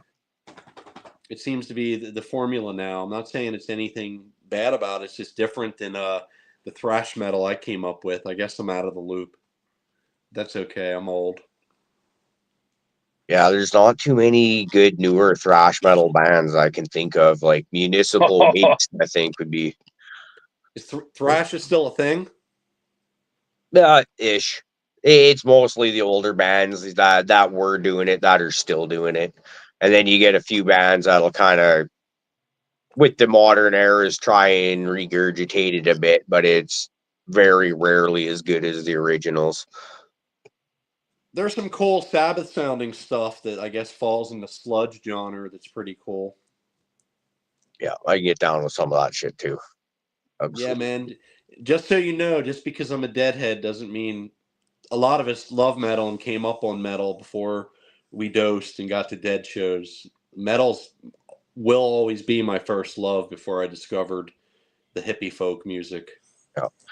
I kind of look at the Grateful Dead are kind of almost like my generation's Sublime. That makes sense. My Sublime, I think I worded that wrong, but I think you guys see what I was getting at, right? It's Sublime is my generation's Grateful Dead. That's what I was trying to say. It's interesting when you think of like what could have been if Brad Nowell was still kicking around. Yeah, man. To me, they're an American institution, I think, and to me, they just represent free thinking, free mind, free will, free spirit stuff that I think is being lost in corporate America. I mean, now the remaining members of the Dead are doing that cash grab thing where they're playing the Sphere, and they got John Mayer there. I mean, I don't know about that guy. I'm sure I'll catch flack for this if anyone hears that, but I'm just not a fan of him. That's fair enough, man. I'm not saying he's not a talented guitar player. The guy can play. I'll give him that. But Well, yeah, never please everybody, right? So he's Some Yeah. you're not gonna like, some character sets you're not gonna like. But I'll tell you though, dude. I want to see Toll play the Sphere. that'd be all right. Eagles are You've coming seen up the there. videos of that place. You've seen it, right? The Sphere. Yeah. Yeah. Oh man, bucket list shit. Yeah, that would be amazing. I got to see Tool about a year ago, and that was quite amazing. So I like, yeah, I know what the Sphere is, and have seen lots of footage of stuff that's gone on in there. And to think about that like almost get to the point of it's too much. It's a little out of my budget, A, and B, I don't like the fact of how steep the stairs is. You can't really mosh or thrash or even dance. A lot of people there looked like they were pretty stiff there. I think it would almost be visually overwhelming to a point, like too much sensory overload. Yeah. I think that's why Tool would be the best one to see there. You're not going to be moshing. You're there for the show, and Maynard doesn't want to be the fucking focus. So they can make that thing gorgeous. But I feel like the Sphere is so far out of anything Maynard would want to do. Yeah, it's I feel corporate, but you got to give it to him, man. That thing's a sight to see. My God. it's fucking cool. That's for damn sure. And for being honest, I'm not rich enough to go there to Vegas and then get the But hey, hotel. you know what? And It's Vegas, so how long is it going to be before fucking panels start burning out, and they're just like fucking panels burn out of it that aren't getting fixed, and they only keep shit nice so long before it just looks janky as fuck. Yep. Be good to see Pink Floyd there too. That would be a great show. Actually, Weedner just put Roger Waters the Wall in live chat there. Yep. Oh my God. Yeah, I just want to see the movie there. Like that'd be fucking awesome. Yeah, just forget the band. Yeah, Play just some let me see visuals that there. fucking movie there, man. That or let's do a Wizard of Oz to the fucking thing. Let's do a whole stoner thing there, right? Let's do it. Yeah, that would be the ultimate place to take some acid, I think. That'd be good times. That'd be good times for sure. I'm looking at the time now. And Yeah, I think I'm gonna go pass out, gentlemen. it sounds fair, man. I want to thank you for your time and for being a trooper. Like I said, I know you weren't feeling too shit hot, still aren't. It was just great to have you on once again. Yeah, always a blast. And gentlemen, please have a wonderful Christmas and all that stuff. We'll do. Hey, you as well. Yeah, thank you for having me. All right. Hell yeah, bro. Good night, y'all. Thanks, Thank you too, you. man. All right. Well, here's my problem is I don't have any videos on the computer to exit us out of here with because we're my computer went blank. Well, it does seem to be again. Thank you, Fluff. Hey, the show's over. Stop rambling.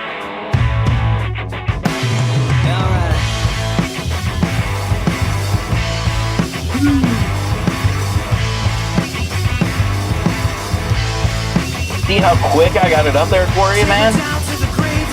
Dude, it was fast enough that I was wondering if it was actually still up there on my dude, that was impressive.